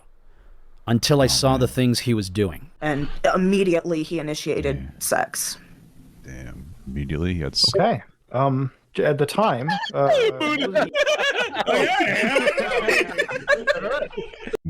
What does it matter if... Okay. I mean, initiated sex, I'm going to assume that they don't believe Spencer was sexually assaulted by a vampire. And so that's probably why they're doing a little giggle. Because, again, her story is that a guy with a 2-year age gap said that he was a vampire werewolf. And she felt manipulated by that because she believed him, even though she was 2 years younger than the guy. And that's the story. So I don't know, man. Nick? What?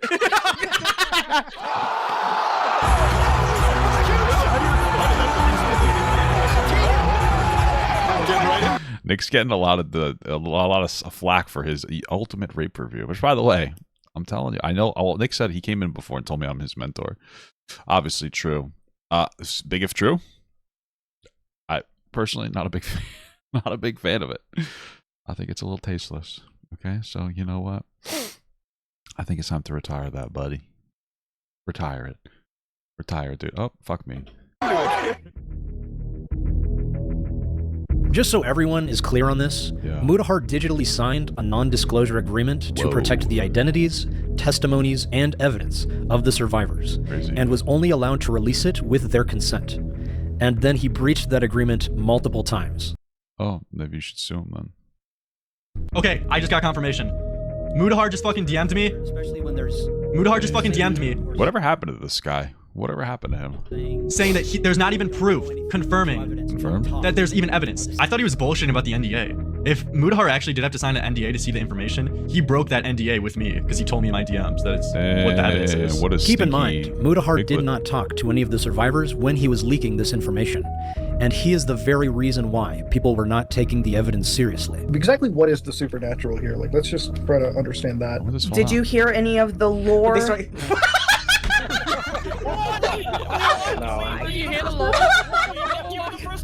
But then, after he talks to the survivors, and they walk him through the evidence, now it is all of a sudden one of the most serious of cases. I'll say with the evidence, like, appears at least, it feels like there's definitely, like, a bad, it's like the worst I can see is somebody taking advantage of people, like, emotionally, sexually, physically. Looking at this whole story and talking to people that were actually affected by it, I think that there was, like, really, there was illegal shit that happened, right? Look, there are real people that I believe have been hurt by this. And for that considering, I am giving my full support. I don't know. I kind of don't think that there are real people hurt. But it's hard because you guys did nothing to prove it. So I'm a little skeptical of the whole, like, there's definitely, it just seems like some dude, these guys they all role played as vampire werewolves and they thought he was cool. And then they got older and realized that was really cringe and they feel stupid. It just doesn't really seem that serious to me. I don't know. I mean, you guys had over a year to fucking show any information or go to the police, and it seems like you haven't done that. So what the hell are we supposed to do here? Report as much like, one of the biggest things that they were told is like, hey, go report it to the police. They would have had to like go to the next town over since it happened there or something, from what I remember. So like, do that. And they just didn't seem to be able to do it, you know. And maybe it's just MamaMax's fault for guiding this scenario the wrong way. I don't know. Maybe they are victims.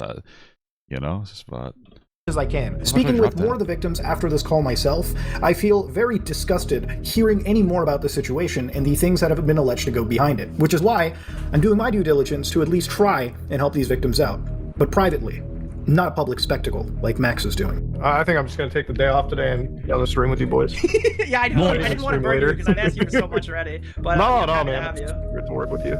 Oh, man. This whole thing has been so fucking insane, bro. I'm so glad that call came out. Ever since she made that, like, post on her Discord, it's like, this call will make him look bad. I'm like, that's why I made the thumbnail, dude. I just wanted that to be the first thing people see. I literally, like, the moment I saw that, I was like, dude, I'll just fast track her up and just release this fucking thing myself. So, just to make sure we're all on the same page, Mutahar was verifiably defaming me, the survivors, and this case with these public statements he made both before and after signing a non-disclosure agreement. And I think the NDA stuff is really wild too. It's like, obviously, I think NDAs are like designed to, I feel like it's almost like a way to add some level of credence to this. Like, there's some crazy case, like NDAs aren't enforceable in this situation. Like, I mean, I could leak out everything. What's going to happen? Are you going to sue me or something? So what this means is that Mutahar Anas signed an NDA under false pretenses with the intention to release information without the consent of the survivors. But you're going publicly and saying that to everybody else when you haven't spoken to the others. I'm just trying to understand, why would you do that without talking to us? Which can fall under breach of contract,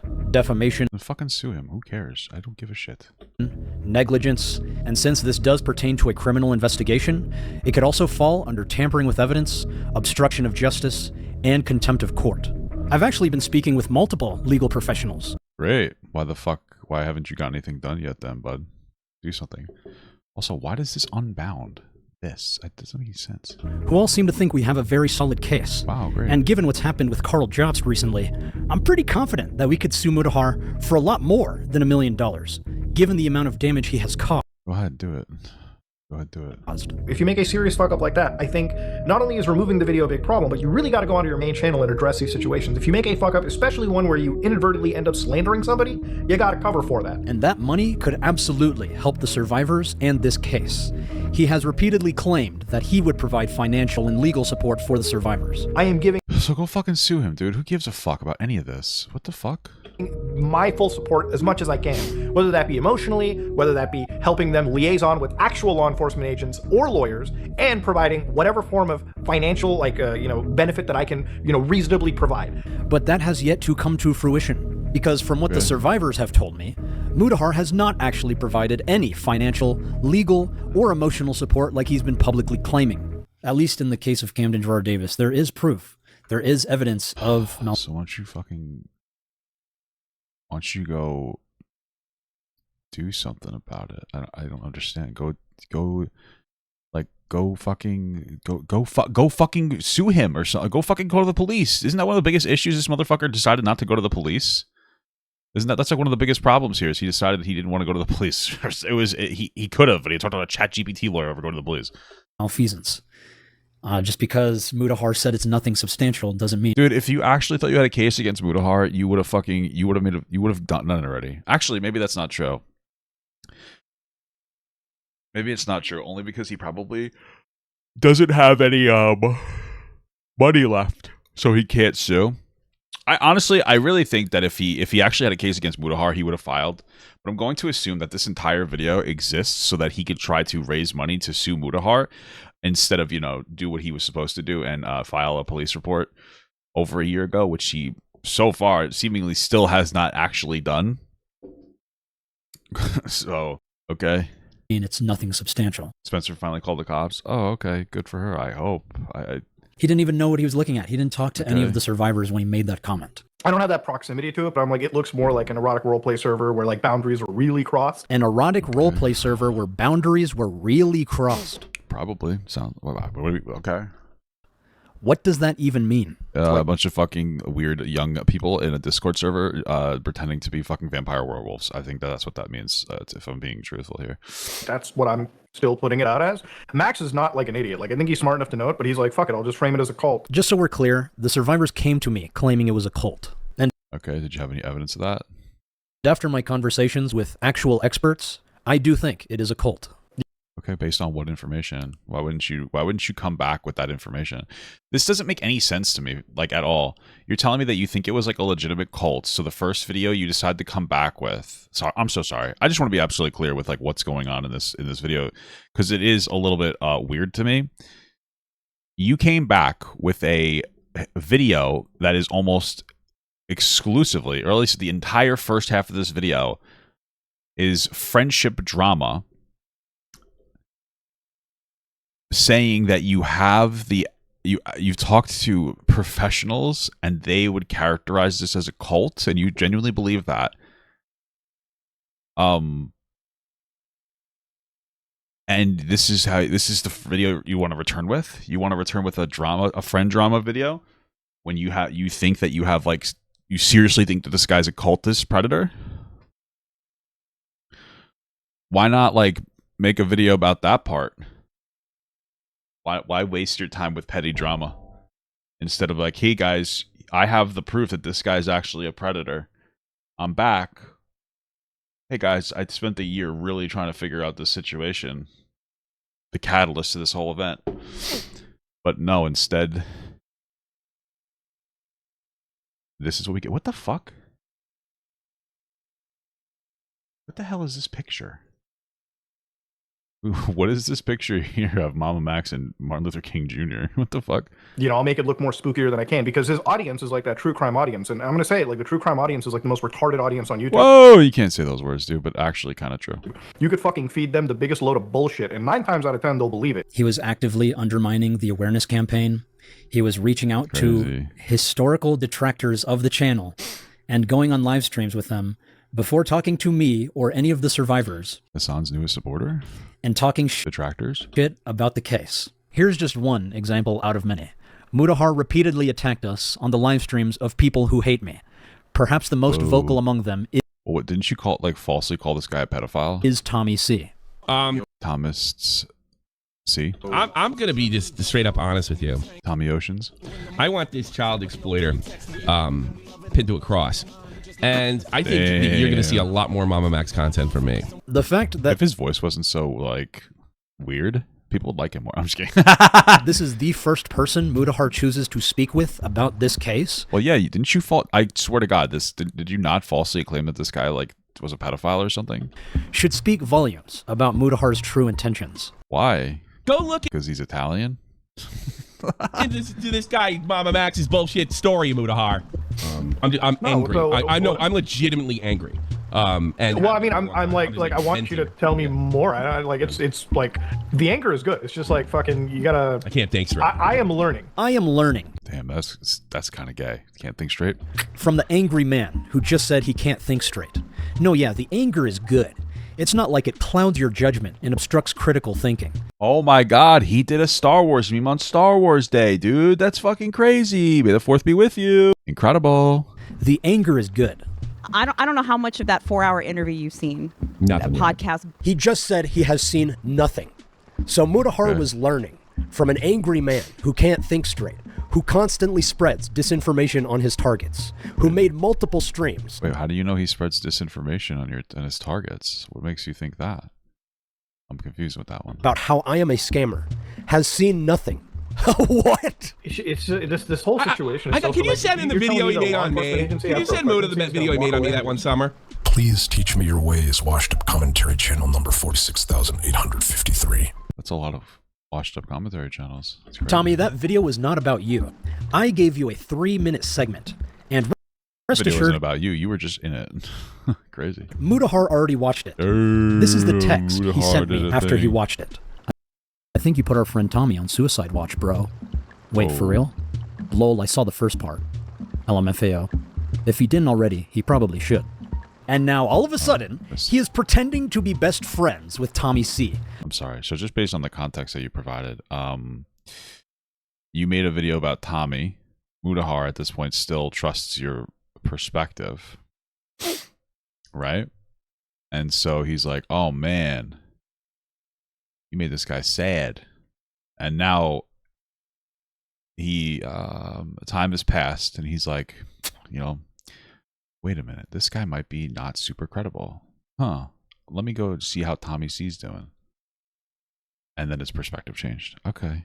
I don't know. That feels like that just seems really normal. Someone he constantly talks shit about. I mean, I've had this discussion with Tommy recently, and actually I would say Tommy C and his call-outs of Max, because I have respect for Tommy C. I've talked to him, and I think if he's going to say something, there's probably some weight to it. Most of you will have no idea how hilarious this is to hear. I don't care. I somehow the information in this video is just so unemployed. And like, I'm somebody who covers the drama for unemployed individuals. And like, that's really saying something else, man. That's really saying something. But other YouTubers who have heard Mudahar talk about Tommy C behind closed doors will know that he is bullshitting all of you. For example, before we started recording for the Some Ordinary podcast, Mudahar told me not to worry about Tommy Senile because nobody has any respect for him anyway. Got him. He has no respect for Tommy C. He has no respect for any other creator. He has zero respect for his own audience. Okay. A lot of people watching YouTube cannot critically think anymore. So when that video came out, and I was like, I'm reading the comments, I'm like, yo, they're eating this shit up. What the f? Like, I love eating shit. Make a video and everyone, and then like I make a video and everyone like flips. I'm like, you guys are the worst people. You cannot critically think whatsoever. True, dude. It's not that your audience can't critically think. It's the fact that we have... No, that's what it is. That's all the commentary I have. Misplaced our trust in you. Furthermore, why did you sleep on this Camden Gerard Davis case for 3 years only to expect multiple influencers to immediately jump on it as soon as you start discussing it? Why kind of true, good point. Tell people to hurry up and discuss it, such as making videos about Critical, not immediately responding to you, when you yourself didn't respond about this case for 3 years? True. People tell me about allegations all the time. I don't really know what's real and what's not until I actually look into it. Really? But you looked into it and you still don't have enough information to actually like build a case, so how do you know it's real? I don't understand. Spencer kept messaging me, and once she invited me to the Discord server with the other survivors, that's when I realized, oh shit, this is... Oh shit. This is important. Real. Once she added me to the Discord, I was like, oh, snapper doodles, move into my house immediately. That's what needs to happen right now. Oh man, this is real. Come move in with me right now. Incredible, right? Didn't she move in with him?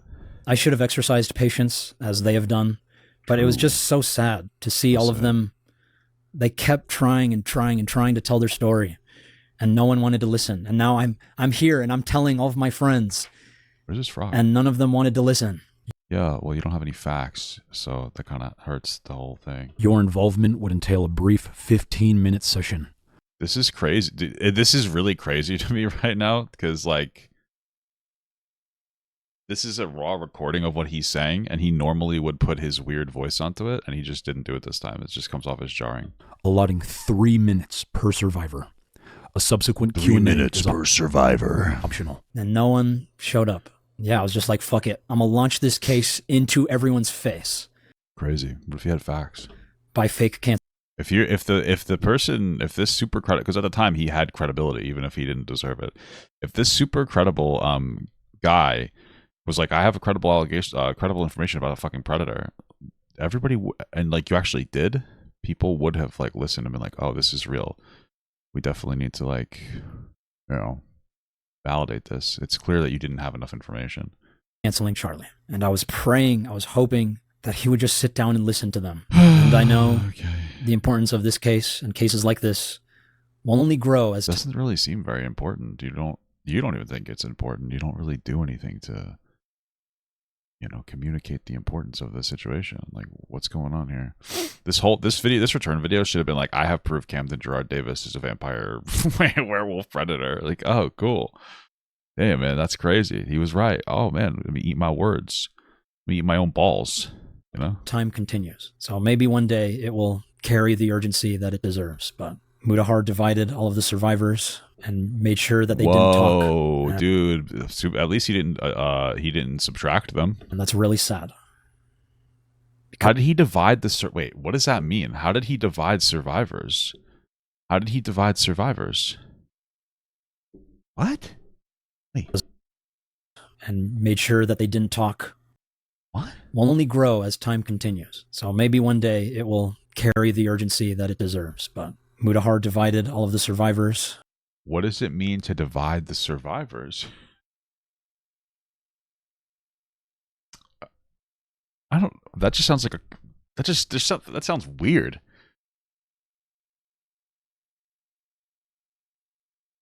If he divided the survivors, that suggests to me that like some of the survivors don't agree with you.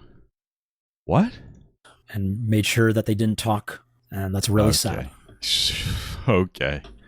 So sad. Because many cases like this often only... Do you have like proof of that? ...begin after a public awareness campaign. Wow.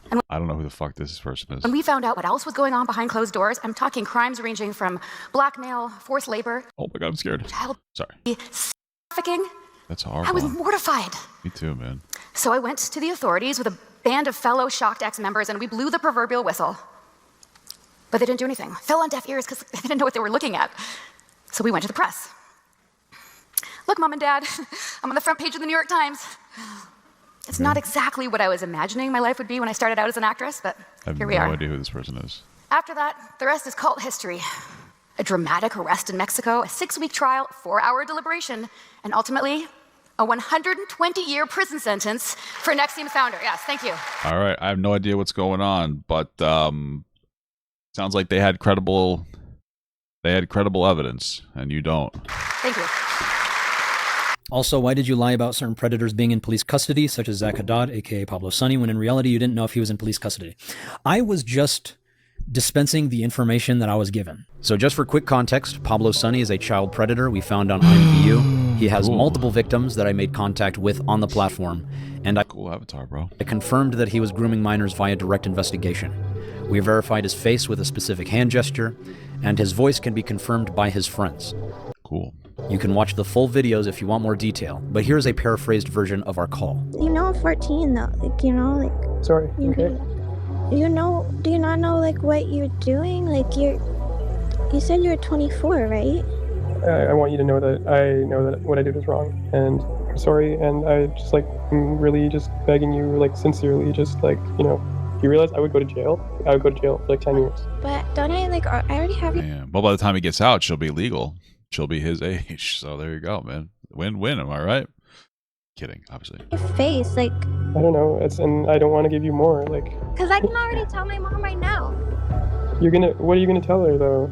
You're really gonna do that? Like, why do you want to ruin my life? Like, why... Like, can we just be friends? Like, that's not something that friends do. Like, if we're gonna... You want to actually be friends? I was, you know, going through a hard time, like, there's a lot of shit that I was going through, and, you know, I just was lonely, and my life is, like, really hard, and, you know, I have to take care really scary. Like, I'm gonna get, like, fucking, I'm, like, not strong. Like, I'm gonna get fucking, like, beat up and raped in prison. Like, you want that to happen to me because we talked for one day? After our videos were released, he was exposed to his local community at the Vancouver music scene, many of which I made contact with. Here are the Instagram messages between me and Zach Haddad's former friend.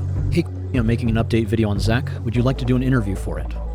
Hey man, thanks for the message. Last I heard, he was in police custody. I thought this a fair bit these past few days. I respect your platform and the way you unveiled this information. All of us in the community are still dealing with the weight of it daily, but it gets better only with time. I think I'd rather not do an interview. It's crazy. It sounds like all these guys envy him. You get it? IMVU? It's the joke. For the video, but would be happy to share my words in written form with you as long as I can remain anonymous. What is this? So far, we're like halfway through the video. We still have not seen any proof about this werewolf predator.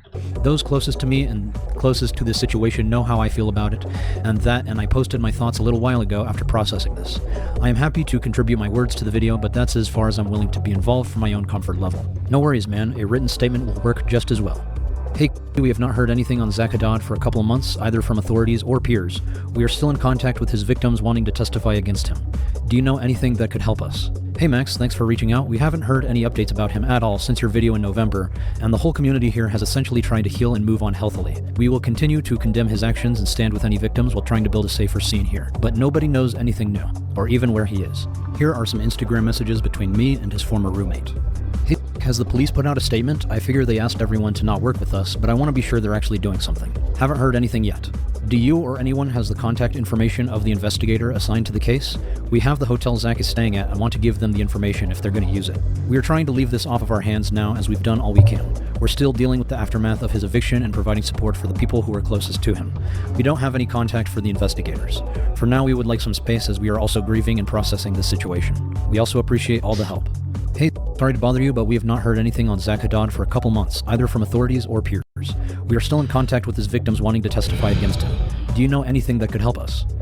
Unfortunately, I don't. Haven't heard from any of his family, and the law enforcement didn't take any action after we all gave statements and offered any evidence in the house. Thank you for your response. Do you know anyone who has contact with him, or know if he's still with his girlfriend when this all happened? Nobody that I know of is in contact with him, and they are not together. And here are some Instagram messages between me and one of his former... Gotcha. So somebody said that he went to jail, and you took their word for it. Nobody cares. Nobody cares about this. Nobody cares about this isn't the main point of contention here. The main point of contention is obviously just the general way that you've irresponsibly handled the situation, obviously. So, like, nobody really gives a fuck. We want to know about Camden Gerard Davis. That's what we're here. Everything else is a distraction from Mr. Gerard Davis. That's all it really boils down to, buddy buckaroo. Let's see what we got for that. That's what we're looking for. That's what we're interested in. None of this matters. Victims. Hi, I'm a victim of Zach Haddad's grooming and luring of young girls. Whoa. He did not do this online, but in person while he was 19. It's crazy because he needed a haircut. He can't even groom himself. 20 and I was 15. It's like if you're going to groom kids, at least have like a nice haircut. You know what I'm saying? Though the intentions of your video seemed harmless, the sensationalizing and dramatizations in the video were unnecessary. I know you have made plenty of money off of this video of yours. I ask that you donate the proceeds to victims of his that need therapy. To keep this AdSense and Patreon money to yourself is selfish and wrong. You do not get to capitalize off of young girls' trauma. I'm terribly sorry to hear that you're a victim of his. You have my gratitude for reaching out. I've been asking some of his ex-friends for a GoFundMe link, but no one has sent me anything yet. But I will happily make a donation. I'd also like to clarify none of my videos are monetized, and I only dramatize the content so that people will start to pay attention, which seems to have worked. Most of my audience are CSA victims, and well, it definitely worked. They definitely paid attention. Now you need to, provide some facts. That'll probably help a lot. They have been the ones requesting me to push my content in this direction, so I hope you can understand. Thank you for your quick reply. If I can help in any way in regards to exposing Zach, let me know. During this time, I went on a few podcasts and explained what was going on based on the information I had. Since this was a developing story, I make it clear that I don't know the full details. Wow. It's a developing story? Why talk? Like, that's what people are talking about, though. And they're like, oh, like, why are you talking about developing stories like this? It's a fucking developing story. So why talk about it? It makes no sense. What is your primary goal? Is that then? There's no. What's your other? Well, I guess the question is like the Nick's getting at is like, okay, so you want to enact this change. What do you hope is the eventual result of your video? Okay. Of all this. So I know there's people out there saying I'm doing it to self-serve. I just want my video back up. I don't give a shit if my video comes back up. It did what it needed to do. So that was in the video, is currently in police custody. And it was that as a result of your video, or was that prior to the video? Yes, it was because of the video. Right. The video was about IMVU and this one predator. I made it about him and him alone. IMVU is a game, right? You played the game and you exposed this guy. Yes. Do you mind walking me through the chain of events that led from your video to him being imprisoned? Yeah, so I dropped the video. The end of the video is a call to action. Usually all my videos are a call to action, like find him, and we did. So in this case, find him meant like you didn't know who he was. You wanted his doc so he could go to jail.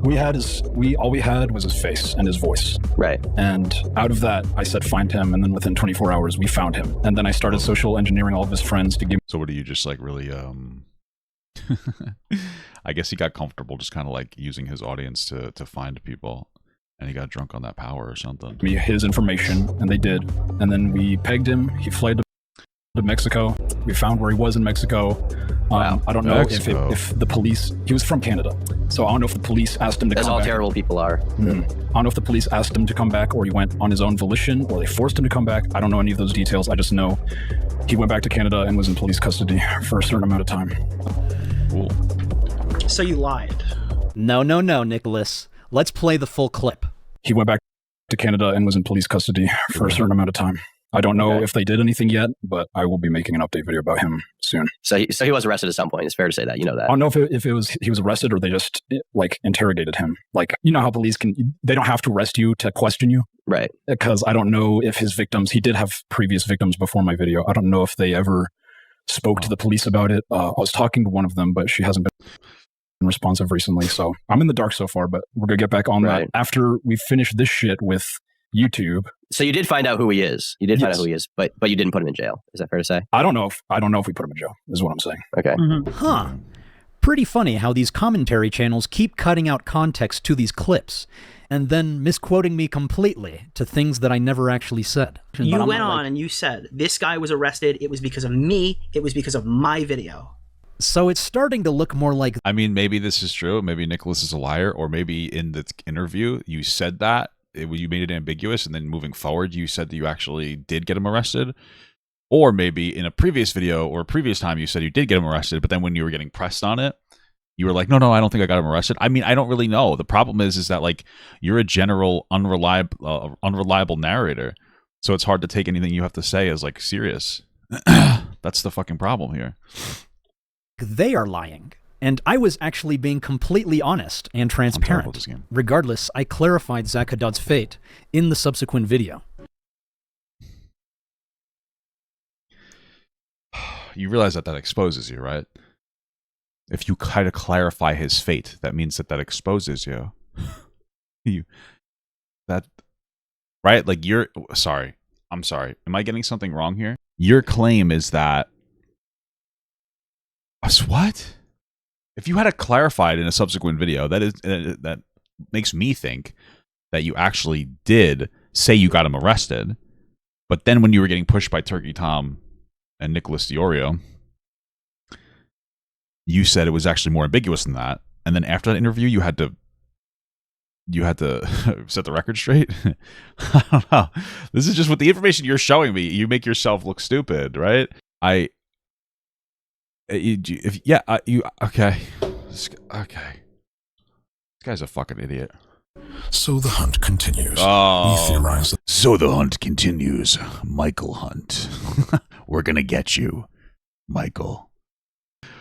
they will try to find sanctuary in the Philippines where they have family. Oh, God. So all of You might as well find it in New York. It's a sanctuary city. my viewers who are Filipino, wag mahiyang i-re-upload ang video nito at yung huling video na naisalin sa sarili niyang wika. Whoa. Oh, my God. He's speaking a Star Wars language. That's not racist, by the way. It's a silly joke, okay? Shut up. Sa inyo na ring ang makita sa ad. Basta Come on, dude. He sounds like... ipalaganap niyo ang mensahe. He sounds like a fucking Star... Bro, he's doing a Star Wars meme. So I don't think I lied. I'm not here to meme on you or make fun of you. I genuinely once believed you were making a difference at one point, but now I'm not so sure. I hope to hear answers from you soon, Max. I hope that answered some of your questions. I would like to continue this conversation. Why is Spencer claiming you're starving her? Just for context. Just for context, have you taken a look at her? Listen, she's not a bad-looking person, but, I mean, could you imagine I said I was getting starved? Spencer is the cult survivor we were helping. Whoa. Max starving and hurting Spencer? Looks like Spencer is on Facebook in groups asking for money for moving. Damn. She's claiming Max is domestically abusing her and starving her. She doesn't say his name, but it's very implied because she lives with him. Wasn't Max supposed to give her a bunch of money? Seems like she spent it, or he Well, I met this young girl online. She shares local groups. Okay. lied. Here's screenshots I got, but covered people not involved with them. I met this young girl online from a post she shared in a local group. She's doing her best to get out of a really bad domestic situation. She's trying to get back local to stay with friends where she will no longer have to starve, but can't bring herself to abandon her dog there. I know some don't get it, but some will. She found a friend who will foster her dog until she gets on her feet. She just needs some help. Even small donations add up. This is a fucking scam. Where's my nacho fries? Damn, he exposed her for liking Taco Bell. Relatable. That's super relatable. Okay, this is actually pissing me off now. All I can tell you is that we had plenty of food when she was living here. We always got her food every time she asked. Damn, that's not nice, dude. He's calling her chunky. Terrible. When she wasn't buying her own food, I would go to the food bank and get her food or pay. I'm sorry. I'm so sorry. What did you just say? I just want to get this straight here. This is the guy who's getting, like, from what I remember, $10,000 a month on Patreon, right? And you had to you're going to go to the waste resources by going to a food bank? That's just, I don't like that. That just sounds so shitty. Why are you taking resources from a food bank that you don't need? You shouldn't need it. You're getting all this money from Patreon every month? I don't know, man. You had this girl move in with you and then you were feeding her from a fucking food bank? That sounds like you're wasting resources for actual people who need it. Okay. I don't like that. That pisses me off, to be honest with you. Pay for her food or share our food with her. I even got her $31.63 worth of Taco Bell while she was packing her stuff. And wow, why do you remember the specific amount? You realize that sounds really unhinged, right? And barbacoa tacos at her request before she left. What? It's weird. It's weird that you have. That's weird that you did. That's so strange. I've bought people food before. I do not remember the exact amount of money that I spent on them. The fact that he does either means he remembered it because he's super petty, or he decided to go look back at his old statements just to figure it out. And either way, it makes you look like a weird transactional freak. This guy is constantly exposing himself over and over and over again. This is ridiculous. Oh my God. Besides that, Jesus Christ. I don't know. So are the allegations that Spencer brought up true? You decide for yourself. So apparently one of her friends leaked a private... I have to figure out the block. And this game is different from God of War. message that I guess she was sending out to all her friends. So I ended up moving in with the YouTuber that was supposed to help me expose the cult, as it was my last resort. So this is true. Spencer moved in because she was in the middle of a crisis, getting kicked out of her family home. Isn't it like, don't you think it's kind of weird though to like have this vulnerable girl move in with you? No? Like I feel like it is. I don't know. She had nowhere else to stay. And since we were making a documentary, I thought it would be beneficial to have her close, especially since a big part of this documentary was to get her independence. There's also multiple people living at my house. She's been a family friend for years. And so I didn't think it would be weird if we invite her to stay in one of the empty rooms we have. I don't know, man. You have a house full of a bunch of people that you live with? Is there, chat, is there more evidence that he has a cult house than Chairman Jar Davis? Chat, what? Temporarily. Even her father came to meet me and my other roommates, and we all agreed this arrangement was fine. But if what? Even her father, I love you and very proud of you. You used the chance to better yourself. Max is an awesome person. Don't let him down. I love you. I love you too. When things get hard, remember to take a breath and ground yourself. Be safe, Dad. You gotta get the permission from her dad? How fucking old was this person? What the fuck? This is weird. Father came to meet me and my other roommates, and we all agreed this arrangement was fine. But of course, the internet made malicious rumors about us because of this. In retrospect, it was a bad idea. I know, guys. You tried to tell me. Because she is a disrespectful roommate, a very demanding individual, and a hyperreactive personality. I have no idea what you're showing on the screen right now, but okay. Which we will address soon. He promised to cover. I mean, why do we need to address that? Why do we need to address that she, unironically, why do we need to talk about that? I really do mean that. And the only reason I asked that question is because you're sitting here, you're claiming that she's a victim of abuse. Wouldn't you expect this type of behavior from the victim of abuse? I'm not saying all victims of abuse will engage in bad behavior, but like if has so much emotionally instability, why would you? I don't know. It seems like an expectation. Why spend time, talking about it like that? I just feel like maybe. Okay. Cover food, medical, everything. Well, he only wanted to help for the money, so he never paid any of my medical from the start. This isn't true. I paid for her first few bills. Bills of what? Where did she go? $50? For what? For what? But then after everything that happened, I literally could not afford to even keep us in this house unless we were all working together. And so she agreed to get a job and start earning on her own, which is what I wanted her to do anyway, so she could become independent. He was buying food at first, but then he tanked his career, which in turn has people convinced I'm a bad person like him. Damn. So people are stalking me online. She probably is, but I don't know that. So there are people stalking her and me online. There is a community. What does that mean? Stalking you online? Oh, because they looked at your Instagram post? Okay. Of cyber stalkers that are really quite disturbing. And are genuinely cyber stalking. First of all, I was one of the OG people to cover MamaMax. I was actually the person who got the feds sicked on him, which was a secret for a long time. So this is just... Don't you make false allegations against people? Why would I feel bad for you? One of my many cyber stalkers who has a documented history of stalking not just me, but many other people.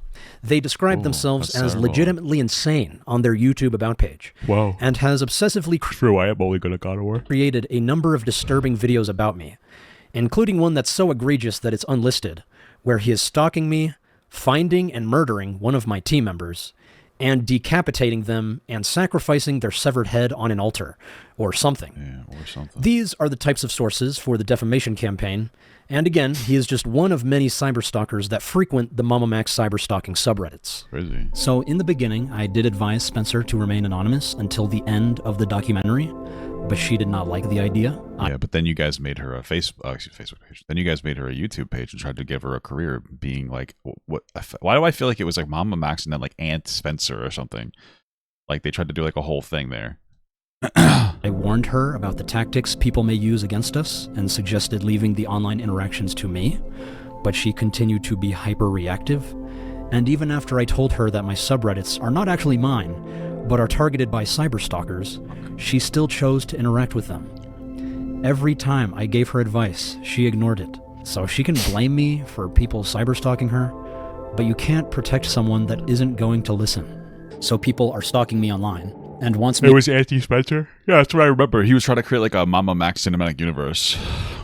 You know. Out because he's not making money off of me, but still wants to make money off of me. I never wanted to make money off of her. I even told her she didn't want to do the documentary, and I told her that's okay. Hey Spencer, your birthday is coming up later this month, and I'd like to take you back to Wiley to be with your family. While we're there, we should figure out the healthiest living situation for you. This current one isn't supporting the best lifestyle for any of us, and I don't want to add unnecessary pressure by pushing too hard or dealing with an eviction process. I still believe your story is incredibly important and should be shared with the world. I'd like to help you write a memoir about your experiences both in and out of the cult. So instead of making a video proving that it was credible, you made a video where you talk about how bad of a person she was. Okay. Makes sense. Alongside finishing this documentary. I mean, maybe she is, I'm just saying. Let me know what you think and if you have any questions. I guess I'll have to find housing for Belfie so I don't lose him for good. Anywhere I'd have to go, can't house him. And honestly, I'd rather not do the documentary or anything else regarding the cult. It's not good for my mental health, and I don't ever want to be in the public eye again after what happened. We can care for Belf if needed. And I don't blame you, we don't have to do the documentary. Your health is priority. But later down the line when you're feeling better, you should absolutely consider writing a book. Your experiences are important and you're not alone. Wow, write a book. Incredible. But still wants to make money. What I would have just said is, hey, get a journal. Maybe write in a journal. Write in your diary about how you got manipulated by a vampire werewolf. You also probably had shitty parents, if we're being real here. So Money off of me. He got me a dog. We'll come back to that. He got me a dog and had me move everything I owned to anchor me. Yeah, I did not want her to move everything to anchor her. This girl is making up an excuse saying that MamaMax tried to groom her. And you want to know what? It does look weird. Like, you found this girl online that said that she was groomed in some kind of a cult, and then you have her move in with you. I don't know, man. Optically, it looks weird. I'm not saying he actually did that, just to be clear. I'm just saying it looks like really strange. It really does. It's just not really appropriate. Probably shouldn't have done this.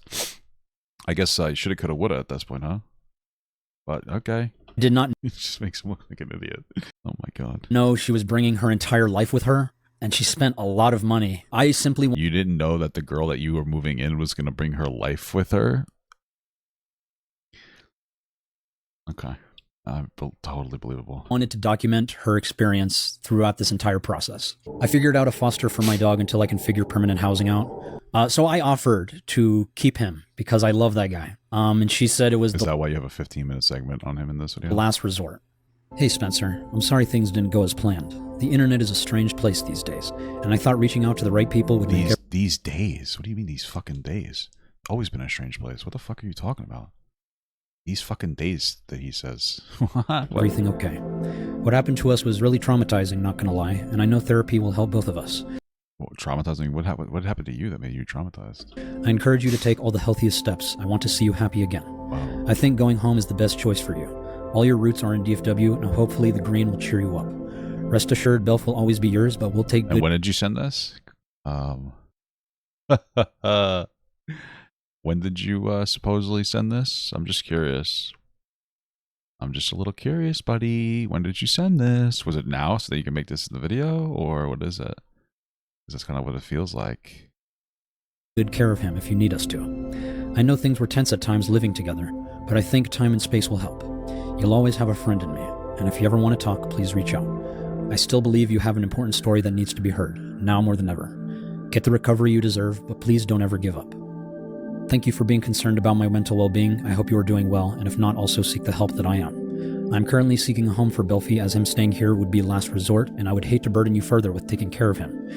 You are right, this is an important story, but at this time I think I need to put the project on hold as I try to work on myself. What? You know, if MamaMax really wanted to do like a solid play, he could have been like, oh, you know, I feel like she manipulated me or something because she's talking about me the same way that she talked about Captain Gerard Davis. He could probably go with that angle. But instead he has to take a step back to work on himself. Oh, that's her. I think that's her. Okay, this is her talking. But my biggest issue is needing someone willing to drive the full 18 hours from Dallas to here and back. I have the U-Haul trailer figured out, but I'm panicked because if I don't get out after my dog leaves on the 15th, I'll be stuck here until after my birthday and have no way to really feed myself. None of that is true. How would I get my stuff back? Pack a few suitcases for the trip. We'll leave on the 24th early in the morning. Once y'all figure out the permanent residence for you, I'll pay for a pod and load it up and send it to you. That sound good? I have somewhere my stuff can go already. I could pod racing. Honestly pack up whatever would fit for now in my friend's car, so you don't need a big pod, and she could come get me sooner if you'd prefer. I'll be staying with her anyways.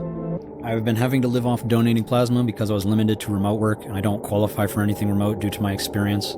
So she wasn't the only one living off of donating plasma. We were all donating plasma because times were tough. Get a job, bitch. Was limited. You got a house full of people. Why don't you all just go work at McDonald's? You guys will make enough money. Sorry, I don't mean to be rude, but to remote work, that's because we all got jobs and none of us could drive her to work, and she couldn't really perform at an actual job. Why? Why couldn't she get a real fucking job? Was she lazy? So remote work was the best option for her. What the absolute hell did you send me? It's for AI training. It's legit, I promise. Dude. AI training? What? I don't have the brain capacity to answer everything at once. If this is the application, how hard is the job?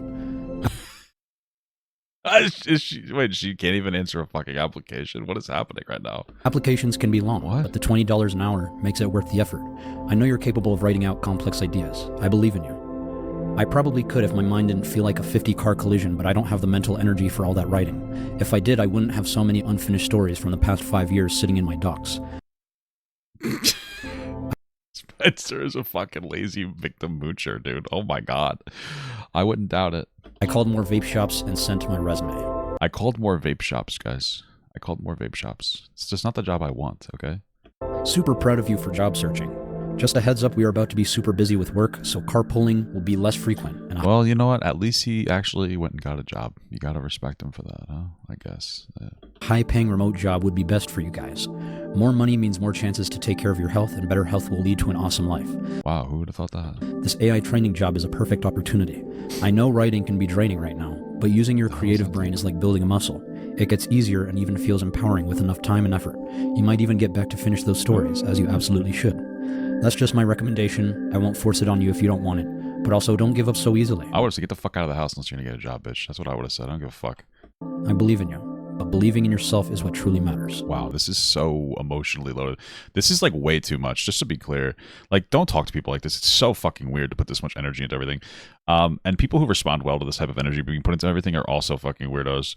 Because, like, really, what is happening right now? You guys are talking about her getting a fucking job, and it's turned into this, like, emotional magnet. Oh, you really got to blah, blah, blah, blah, work on yourself. Oh, it'll be good for you. Believe in yourself. Fuck off. Holy shit, this is so strange. This is just fucking so strange and terminally online. So as you can see, she didn't even really want to try. No kidding. He's not physically hurting me, but was withholding funds that were supposed to be mine since January. Saw me struggling to donate plasma just to feed my dog and myself. So the funds were meant for all of the survivors, not just for her. And after I discovered she was mishandling the money for her personal expenses, I took over as the financial manager. Whoa. Also, she wanted to donate plasma. She was always asking us to take her to donate plasma. Even then, we never let Belf go hungry. Whether or not she was paying... What the fuck? Is that a fucking... What is this? Oh, okay. I'm like, you're gonna give the dog that much food? Okay, that looks like the bin that they held it in. Not necessarily, not necessarily how much food they gave the dog. I was like, that's crazy. For his food or not feeding him. Gaslights me and also tried to convince me to break up with Michael. I don't know what she means by gaslighting her, and I never tried to convince her to break up with her boyfriend. I was just asking her if she was in a healthy relationship. Because by her own words, she has been in abusive relationships before. And as... I'm sorry, you said that, abusive relationships. I thought he groomed her. Because by... This dude, look at this. This is a 2-year age gap relationship. This is the cult she was apparently in. Give me a break. In her own words, she has been in abusive relationships before. No, not in her own words. In your words. You validated that claim. Why are you saying in her own words? And as a friend, this current one didn't look that great. To me and pretty much everyone else. Okay. Mainly because he enables her self-isolation. She stayed in her room and talked to him 24/7. Whoa. That looked very unhealthy to me. He had $5,000. What does that matter? $1,000 that he was supposed to give back to me as funds for the survivors of the cult, but everyone else fucked off. I asked for the money every now and again, but his excuse was always something about bills. Well, I mean, she did live with him. Let's continue. Yes, bills are real. I finally remembered again today, and he's taking $1,700 in expenses.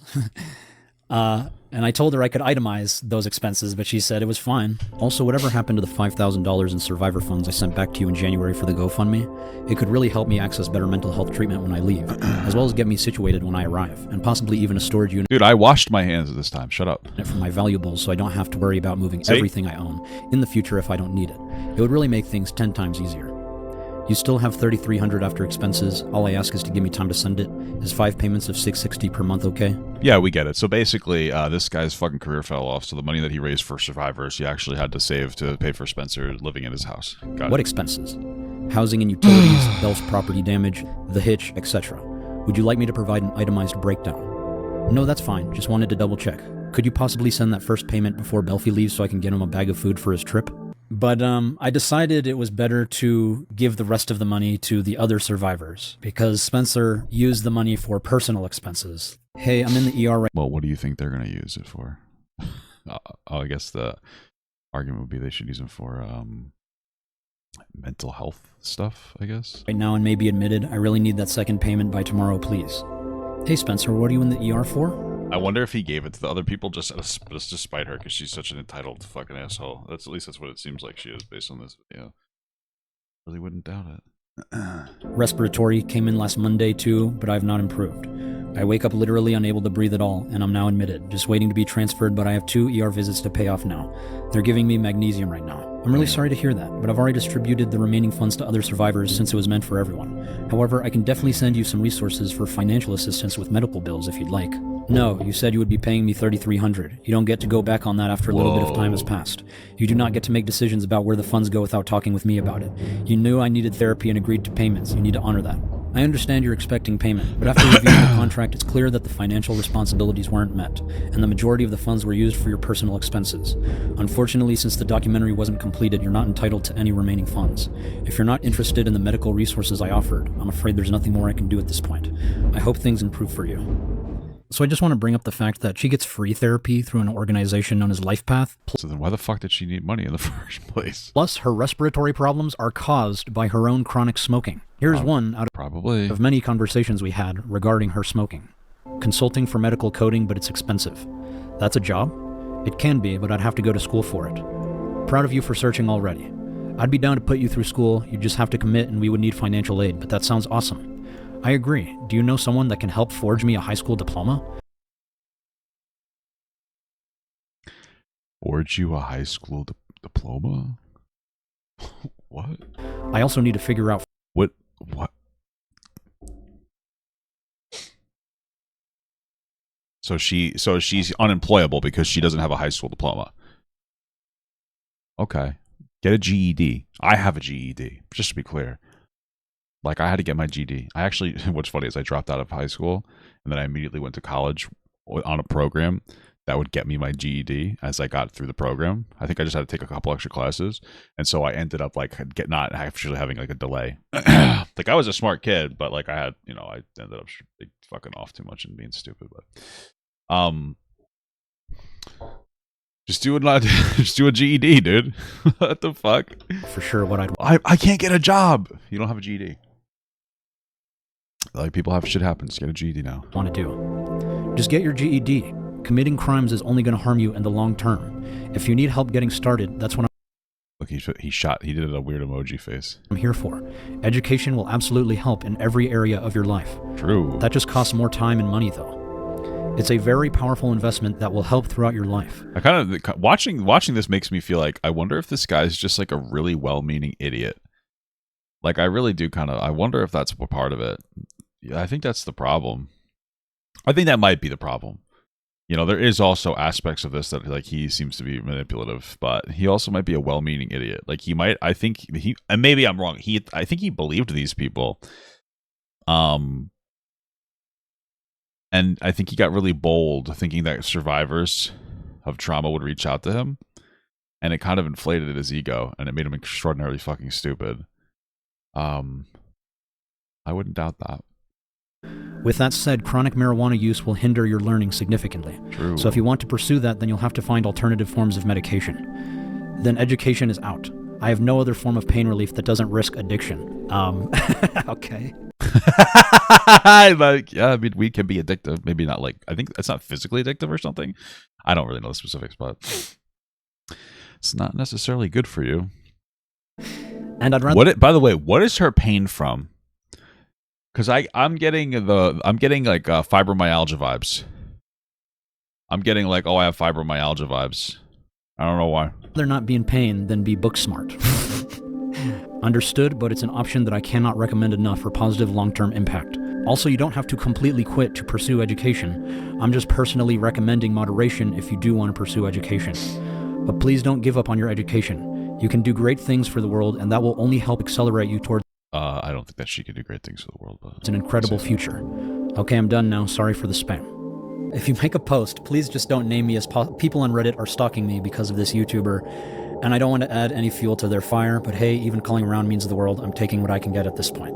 So I think Spencer was just trying to villainize me so people will feel more sorry for her and more inclined to help. But I did try my best to help her.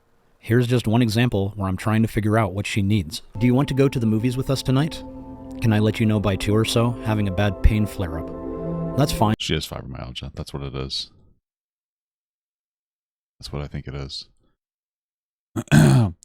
Funny enough, in order to like get your fibromyalgia under control, you have to actually like move. You have to actually start doing things for yourself and like move around. I dated somebody with fibromyalgia. They didn't really help themselves in the way that they interacted with it.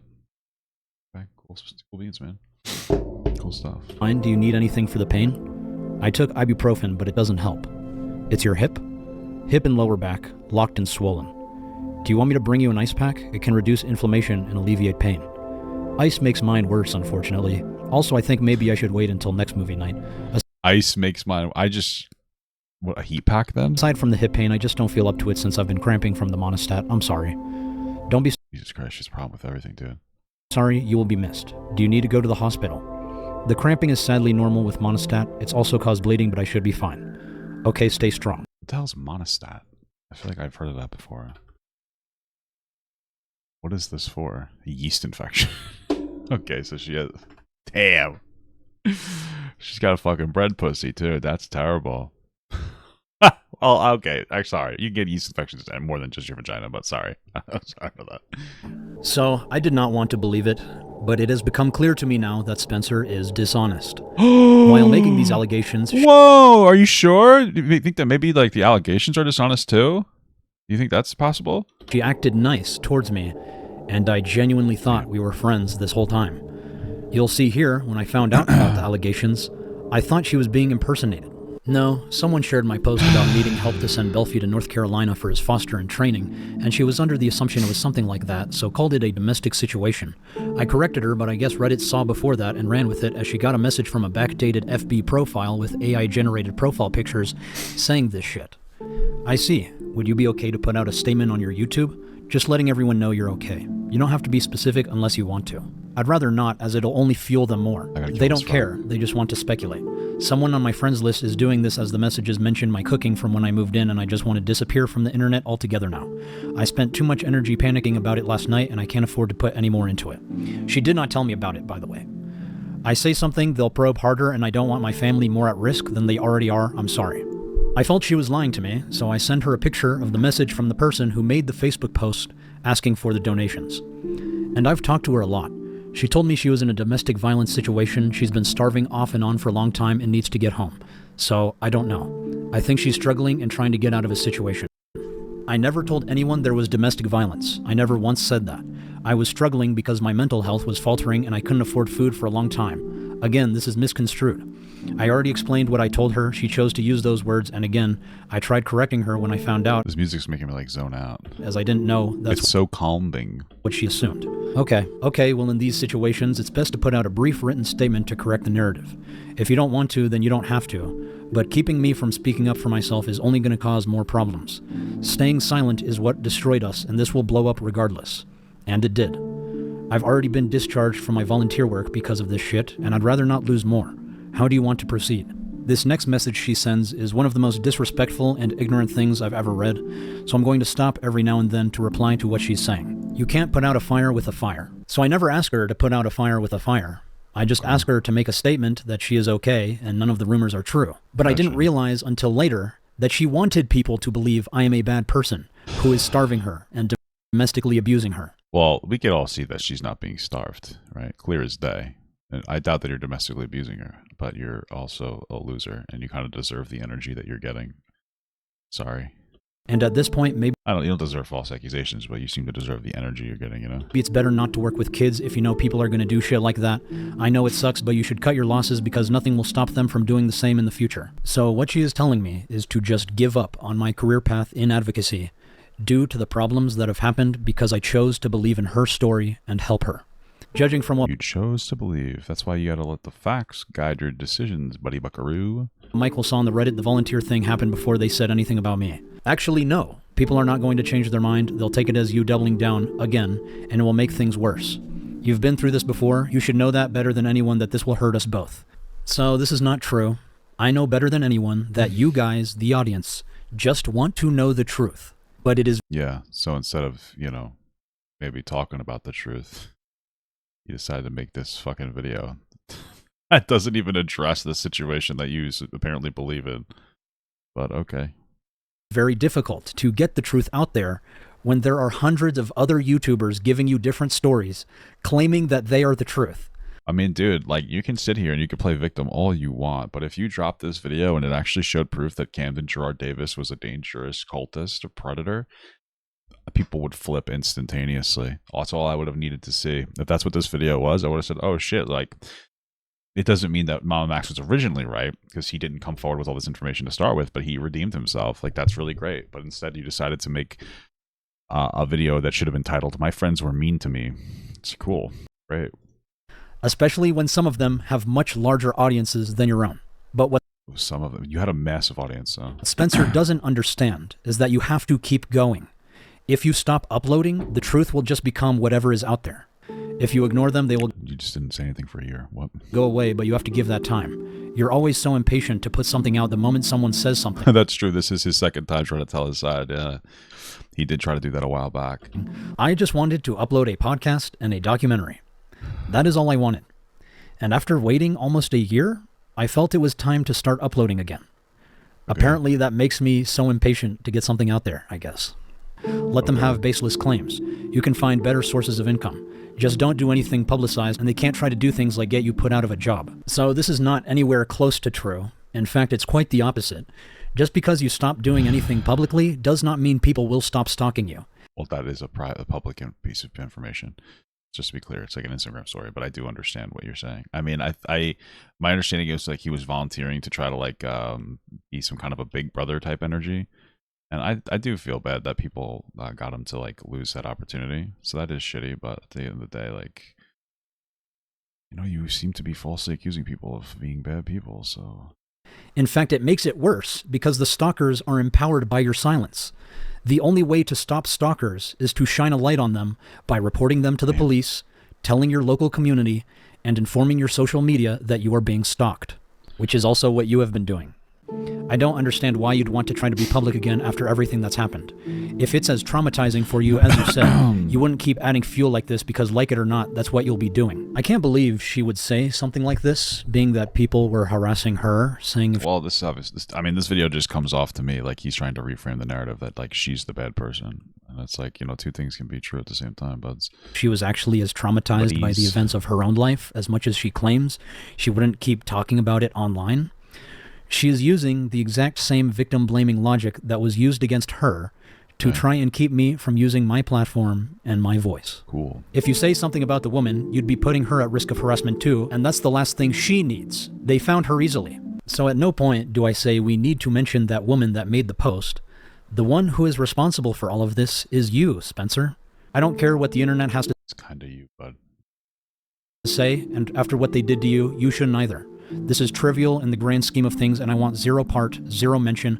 I don't exist in this BS internet world anymore. So at first, I wanted to respect her privacy.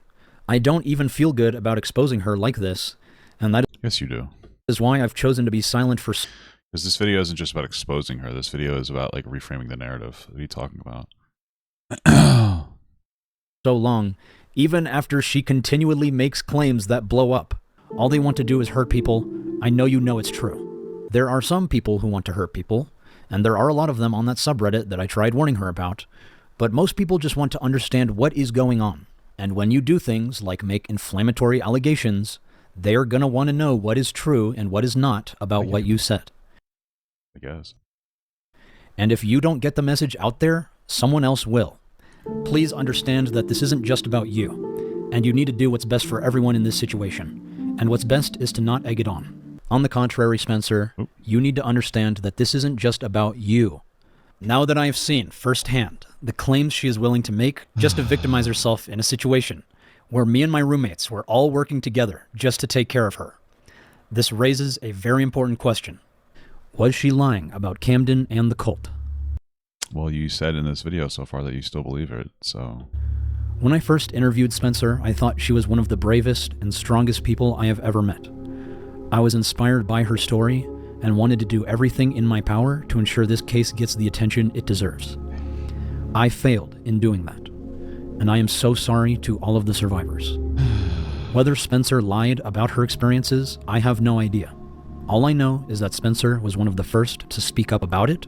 Okay. She was willing enough to admit to crimes, and there are a growing number of victims who can substantiate the cult's existence with their own testimonies and evidence. Many of the stories you have heard by some very influential YouTubers are not true, and I will go into more detail as time goes on. For now, I still believe this case warrants an investigation by law enforcement, as we have tried reporting many times. Okay, what's going on there, ma'am? So an individual named Camden Gerard Davis, more than likely resides at this, address. We believe that he is minors and has child on his devices. I'm actually a previous victim of his, and I have substantial evidence related to this case, such as a report that was filed back in 2017 against him, but was never investigated. And do you have an address, an email address where I could send those PDF files? But he is the PDF file. Teehee. Am I right, guys? Just kidding. I'll have to put you through to a deputy in order to do that, ma'am. What's your phone number? But from what I have heard, nothing has been done. Okay. Regardless, I still hope Spencer and the rest of the survivors find justice one day. Okay. How do you feel about losing your job at the children's outreach thing? So for those of you that don't know, I was volunteering with an organization known as CASA, Court-Appointed Special Advocates for Children. It is a great organization that teaches people how to advocate for children in the United States legal system as a guardian ad litem. You are essentially a free social worker who interviews children, their families, teachers, doctors, and everyone who has information on the child's life in order to serve their best interests in a court of law. I highly recommend volunteering if you are interested in children's advocacy or the legal system. I was doing all of this privately, but unfortunately a group of cyber stalkers found me in the Casa of El Paso Instagram page, and my stalkers proceeded to harass this organization, posting their emails and phone numbers, encouraging everyone to spam them with the drama surrounding me in an attempt to get me discharged. This was picked up by DramaTubers, which caused even more people to harass this organization, until they were forced to let me go in an attempt to make the harassment stop. That broke my heart, but I learned a lot, which was the point of joining, and I'm very grateful for my training and experience doing so. If you care about children so much, why not get education, certifications, and a real job in advocacy? I did. Instead of being an unprofessional YouTuber filmmaker with all these unnecessary edits. Education and, like you said, certifications are vitally important. And that is what I'm actively doing, is still seeking education. Cool. Maybe he'll get a real job and actually have some real positive, he'll actually help people in the future. Cool. Good for you. Great. Like I don't care. I mean, he seems like kind of an untrustworthy dick, so I don't know how great he could be, but if he gets the right certifications, good for you, bud. I don't want to just be a YouTuber the rest of my life. I would like to resolve all of this online stuff first, since clearly I cannot just go get a job without people harassing wherever I'm working. How much money do you plan to donate to the charity you posted? If I donate, will you match? I'll actually match the current amount of donations. If you want to donate, you can match my donation. But moreover, I think the people who covered this video and did not donate any of their ad revenue to this organization should match my donation. Because these people talk, but they hardly ever put their money where their mouth is. I seem to be the only one doing that. Okay, so you could lie as long as you donate money to charity. That's cool, man. I appreciate that. Do you really think you can return to or misconceive this content after getting exposed for faking most of your career? Is he just answering questions from like his first response video or whatever? Is that what he's doing right now?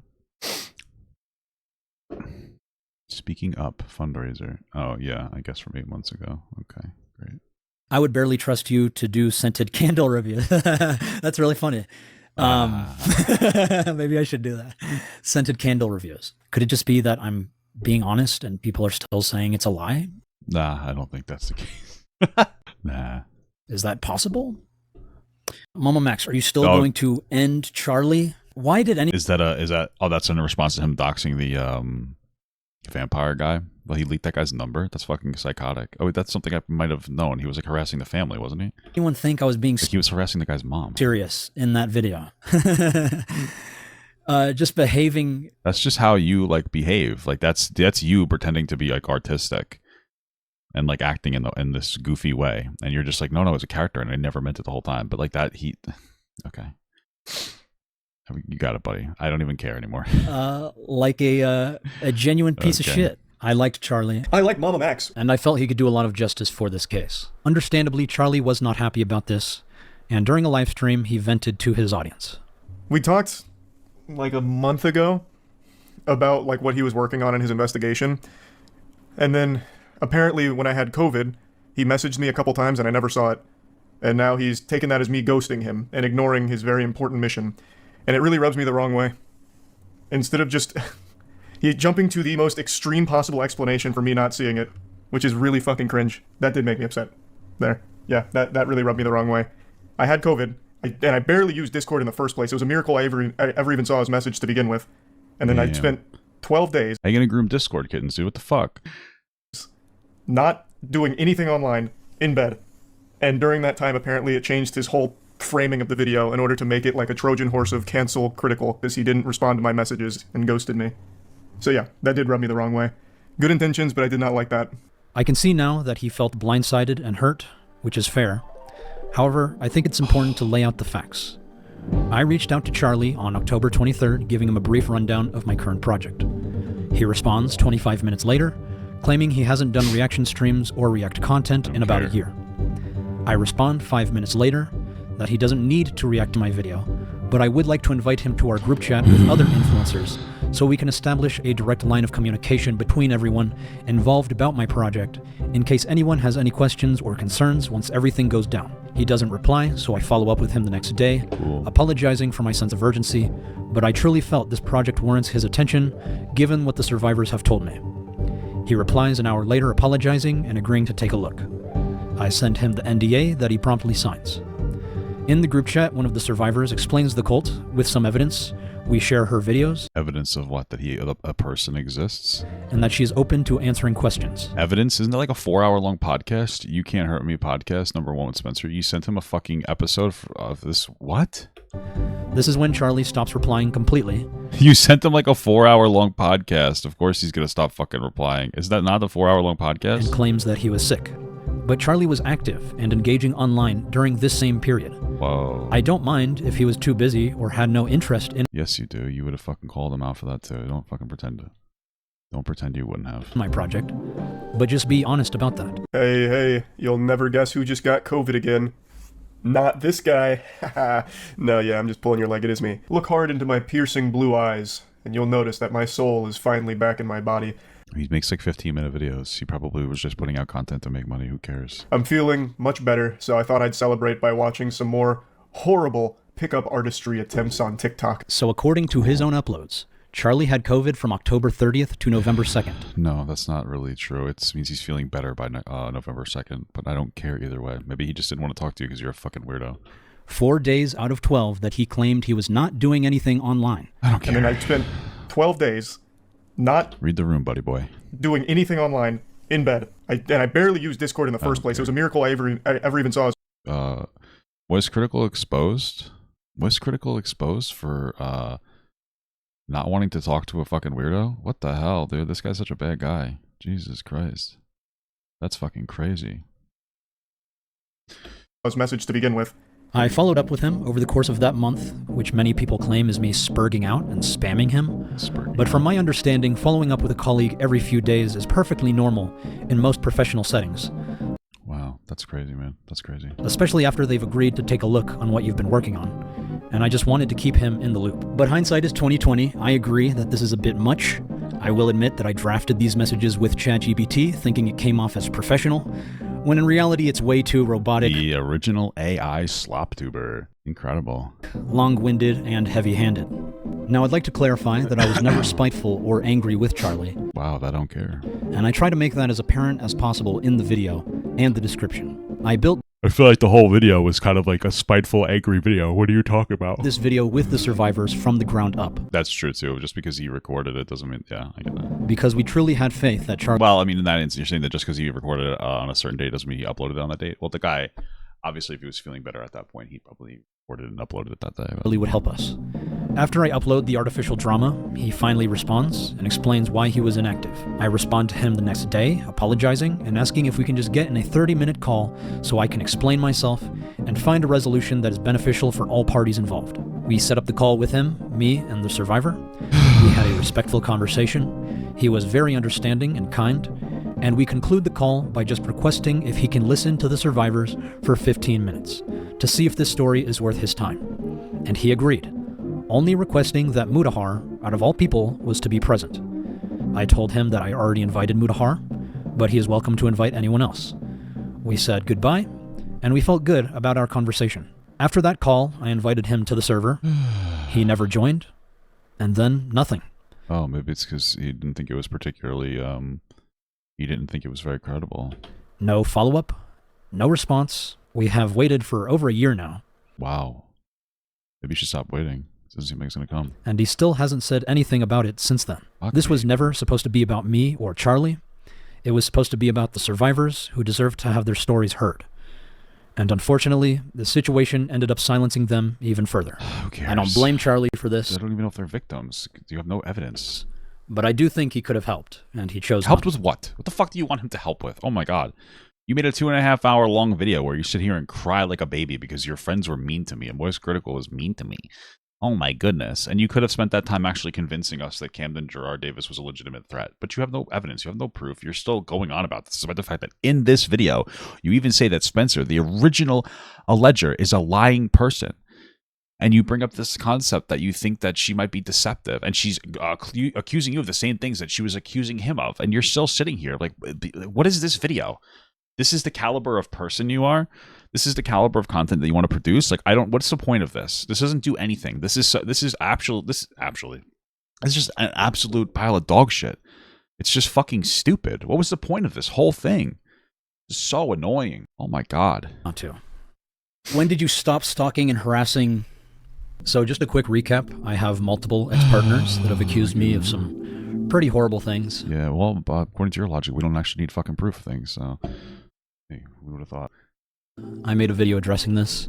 I did not go into too much detail. I just care. tried to answer what I felt was necessary. But out of respect for their privacy, I would prefer to leave them alone. Hey, I'm sure that you care about their privacy, buddy. As I would prefer for them to leave me alone. But in short, these relationships were not healthy, and they did not end well.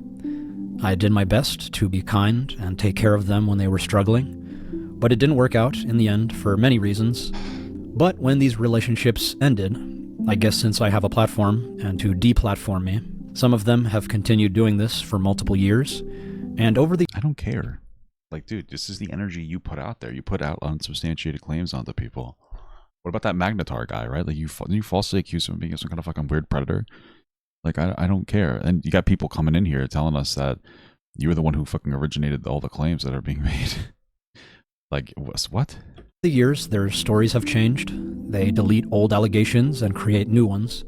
There is one, however, that filed police reports against me almost a decade ago with inaccurate information while I was in a completely separate part of the country, some of which even say there is no evidence for these reports. So you're telling me that there is more evidence against you and more police reports against you than there are of Camden Gerard Davis, the person that you tried to cancel for being a predator?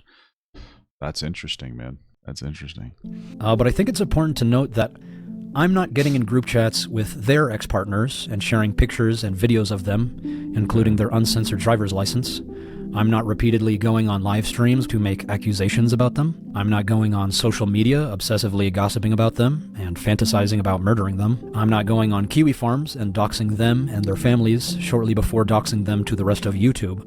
But they are doing all of that to me. Is apparently Max is telling everybody that Anthony is like running the Kiwi Farms thing, and there is like no evidence to support that Anthony is like the person who doxed him on Kiwi Farms or posted all that stuff. I haven't seen a single thing. How old is this video? He doesn't fucking Nick hates Mutahar and he's in the video right now. He's like in the conversation now. A shred of proof that shows that claiming Anthony Magnetar is the one running the Kiwi Farms. Yeah, and that seems to be really upsetting him because he reached out about me that specifically. So I'm gonna say it right now, and this is I'm not doing this because it's like I'm trying to pay back Anthony after what like me making a statement. It's actually impossible. Let me explain why it's retarded to assume anybody could be running a f***ing thread.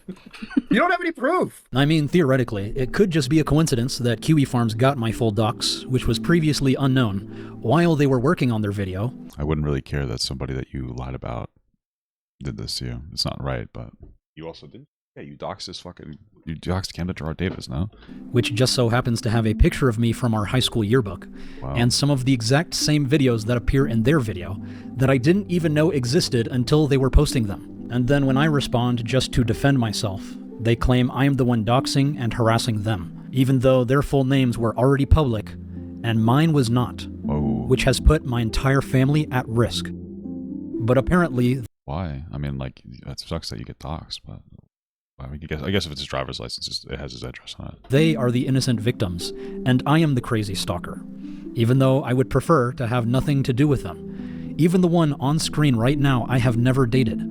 I have not even seen her since high school over 10 years ago, and she is still somehow following me and talking about me, and it is very disturbing. I have dated plenty of women that don't do this, but these few still do. So I'm not really sure what one is supposed to do at this point. If I make videos on each of them and go into excruciating detail about my side, I would be putting them at risk of harassment, which I do not want. But if... Oh, he's so altruistic, guys. He could definitely exonerate him in his side of the story, but he doesn't want them to expose him to harassment. Didn't he actually respond to all these girls so far, though? Didn't he go into extensive detail about his side of the story? I could swear that we reacted to that. If I don't say anything and let them keep following me and talking about me, they're just going to keep ruining my life, and people are going to think I'm hiding something. I think you did that to yourself, bud. So I just decided to report them to the police and document any further harassment. Okay. Do you wipe or just let it crust? Bidet all the way. How many drugs are you on right now? I'm caffeinated, so 1. Where did you get the audacity? Sourceforge.net? When will you delete your channel? Probably never. Why are you back? Get off the internet. It's probably healthier for all of us to get off the internet. And yet we're all still here. Sadly. Why are you so weird, bro? Sadly? Okay. Oh, I don't know. I don't know how to answer that. Maybe if you could divulge a little bit, I could answer better. If you mean personality-wise, it might have to do with my autism. Yeah, it's not that. It has to do with the fact that he's a theater kid. I do have ASD. If you mean my content... Okay. I'm sure that's Why is my content so weird? I don't know, on YouTube it just... Did he show proof that he has autism? Could answer better. If you mean personality-wise, it might have to do with my autism. I don't know if I believe this. I feel like he's just using mental health as a shield. Also not an excuse. So. I do have ASD. If you mean my content, why is my content so weird? I don't know, on YouTube it felt right to be a little performative. But I can see retrospectively that people see it as cringe or like... unhinged, as a lot of people call it. True. It's just like, I don't know, I thought we were here to perform and make weird art projects. I didn't know that you just have to be yourself. Did you have a nervous breakdown? But seriously, you just have to be yourself. Did you have a This fucking observat, somebody in my fucking Discord.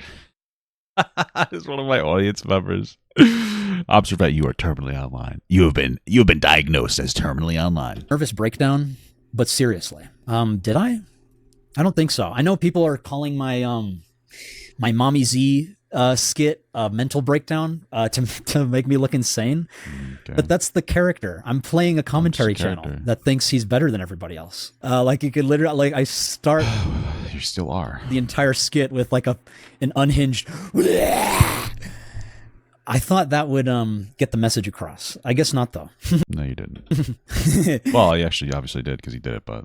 Just to note, he's deleting comments, even though I'm just tuning into this video. I asked about the multiple documentaries and the events that we all watched happen, and poof. So YouTube has this... Yes, YouTube like self-moderates. Yeah, sometimes people's stuff doesn't go through. Thing where it deletes comments on its own.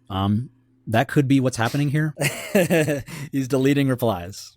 If I was deleting replies, wouldn't you think I would also be deleting people saying I'm deleting replies? It's just funny. People could just accuse me of something I've never done, and just people believe it. Crazy. Sounds like Camden Gerard Davis. But I guess that's the internet for you. Oh, fuck. Why do so many feel like you owe them something? You deserve to be and do whatever it is that you love. People are too judgmental. Please continue to be who you are. You're the first video I watched today. As soon as I looked at my phone this morning, all you can do is try. Upload video. Those that have always believed in what you're doing will be here for you. That is really... I fucking blocked, dude. Holy fuck. That really is heartwarming. It's not heartwarming to me, dude. I blocked that. Said you only have one thumbs up. Here, I'll give you another. Whoa, got him. Really digging into the trenches for those. Thank you. I'm grateful for people like you who can see. That's so nice. Who can see what I'm trying to do. Yeah. I guess I'm fucking. And that's all I can do is just keep trying and continue to be who you are. Despite all the hate and hostility on the internet, you still manage to shine through. Haters gonna hate, am I right, guys?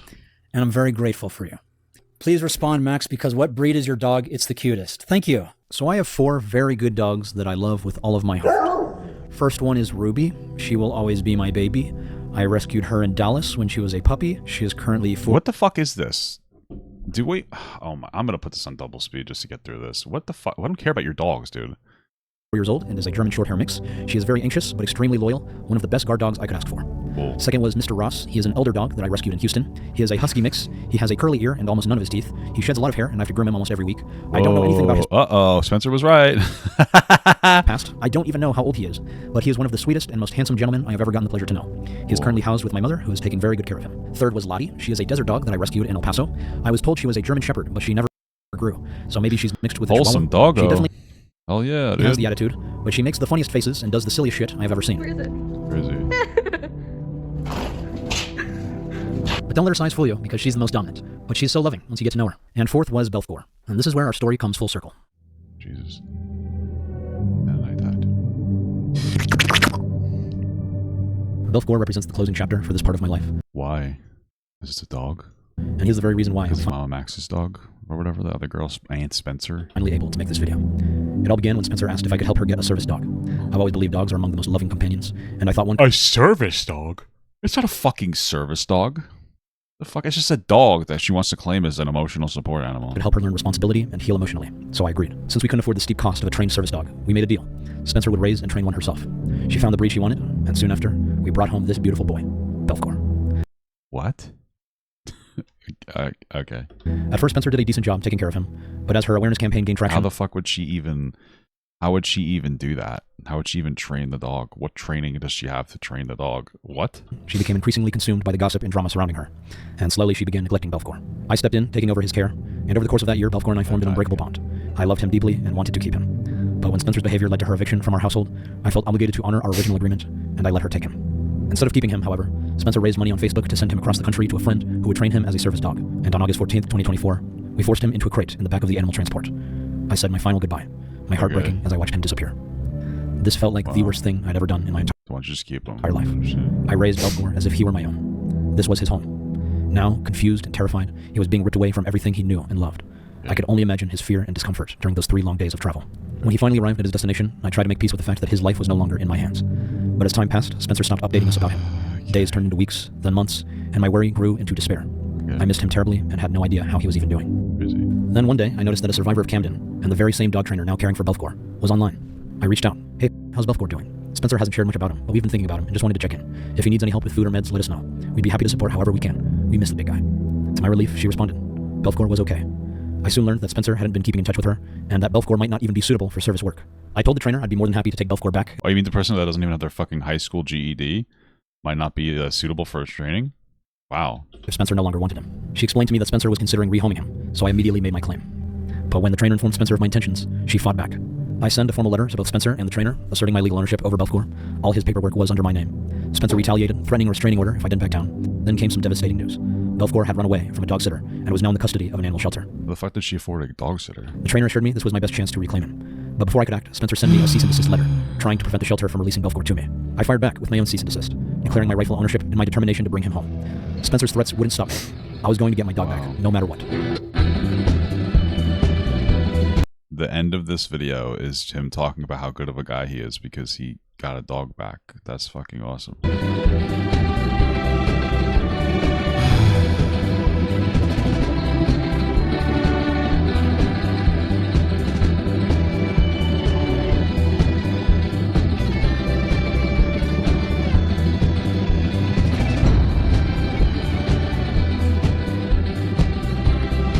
I just wish I could die and then like have a faster path back to this fucking thing. It's just so annoying. Like I'm, oh my god.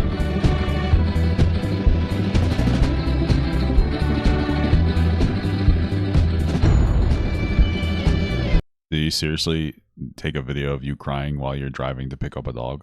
Is that like a real video right now? Okay. It's so funny. Buddy Buckaroo.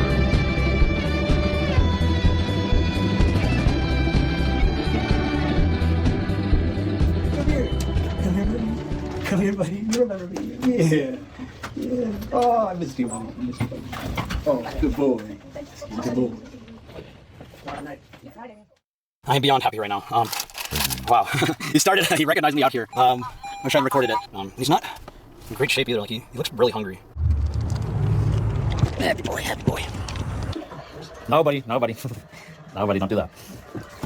I'll make you some water, okay? Whoa. Good boy. Good boy. No, stop. You gonna go pee? Sometime today? It's pretty chilly out here, dude. Get him going, okay? It's clean. Are you clean, buddy? No, bud. What the fuck is that? No. No. God. Already.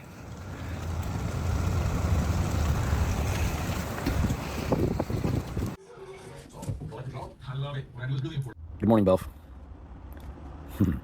Good boy. Hey there. Wall. Hey, bud. Good boy.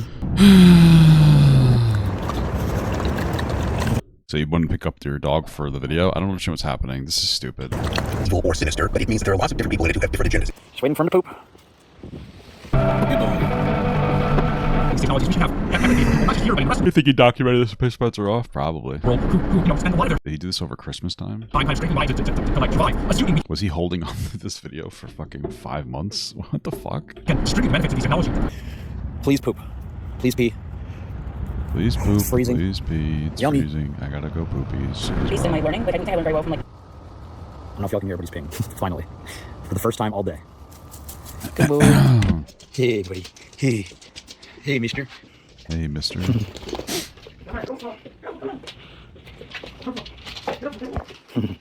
boy. Good boy. Happy boy. Okay.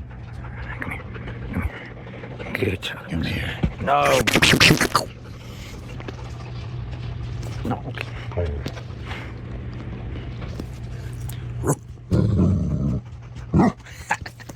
All right. It's so cute. Look at that cute picture you got. Yeah, that's very good. Be a good boy. I put your arms around him. Keep it safe and guiding you to use it for your glory and the images.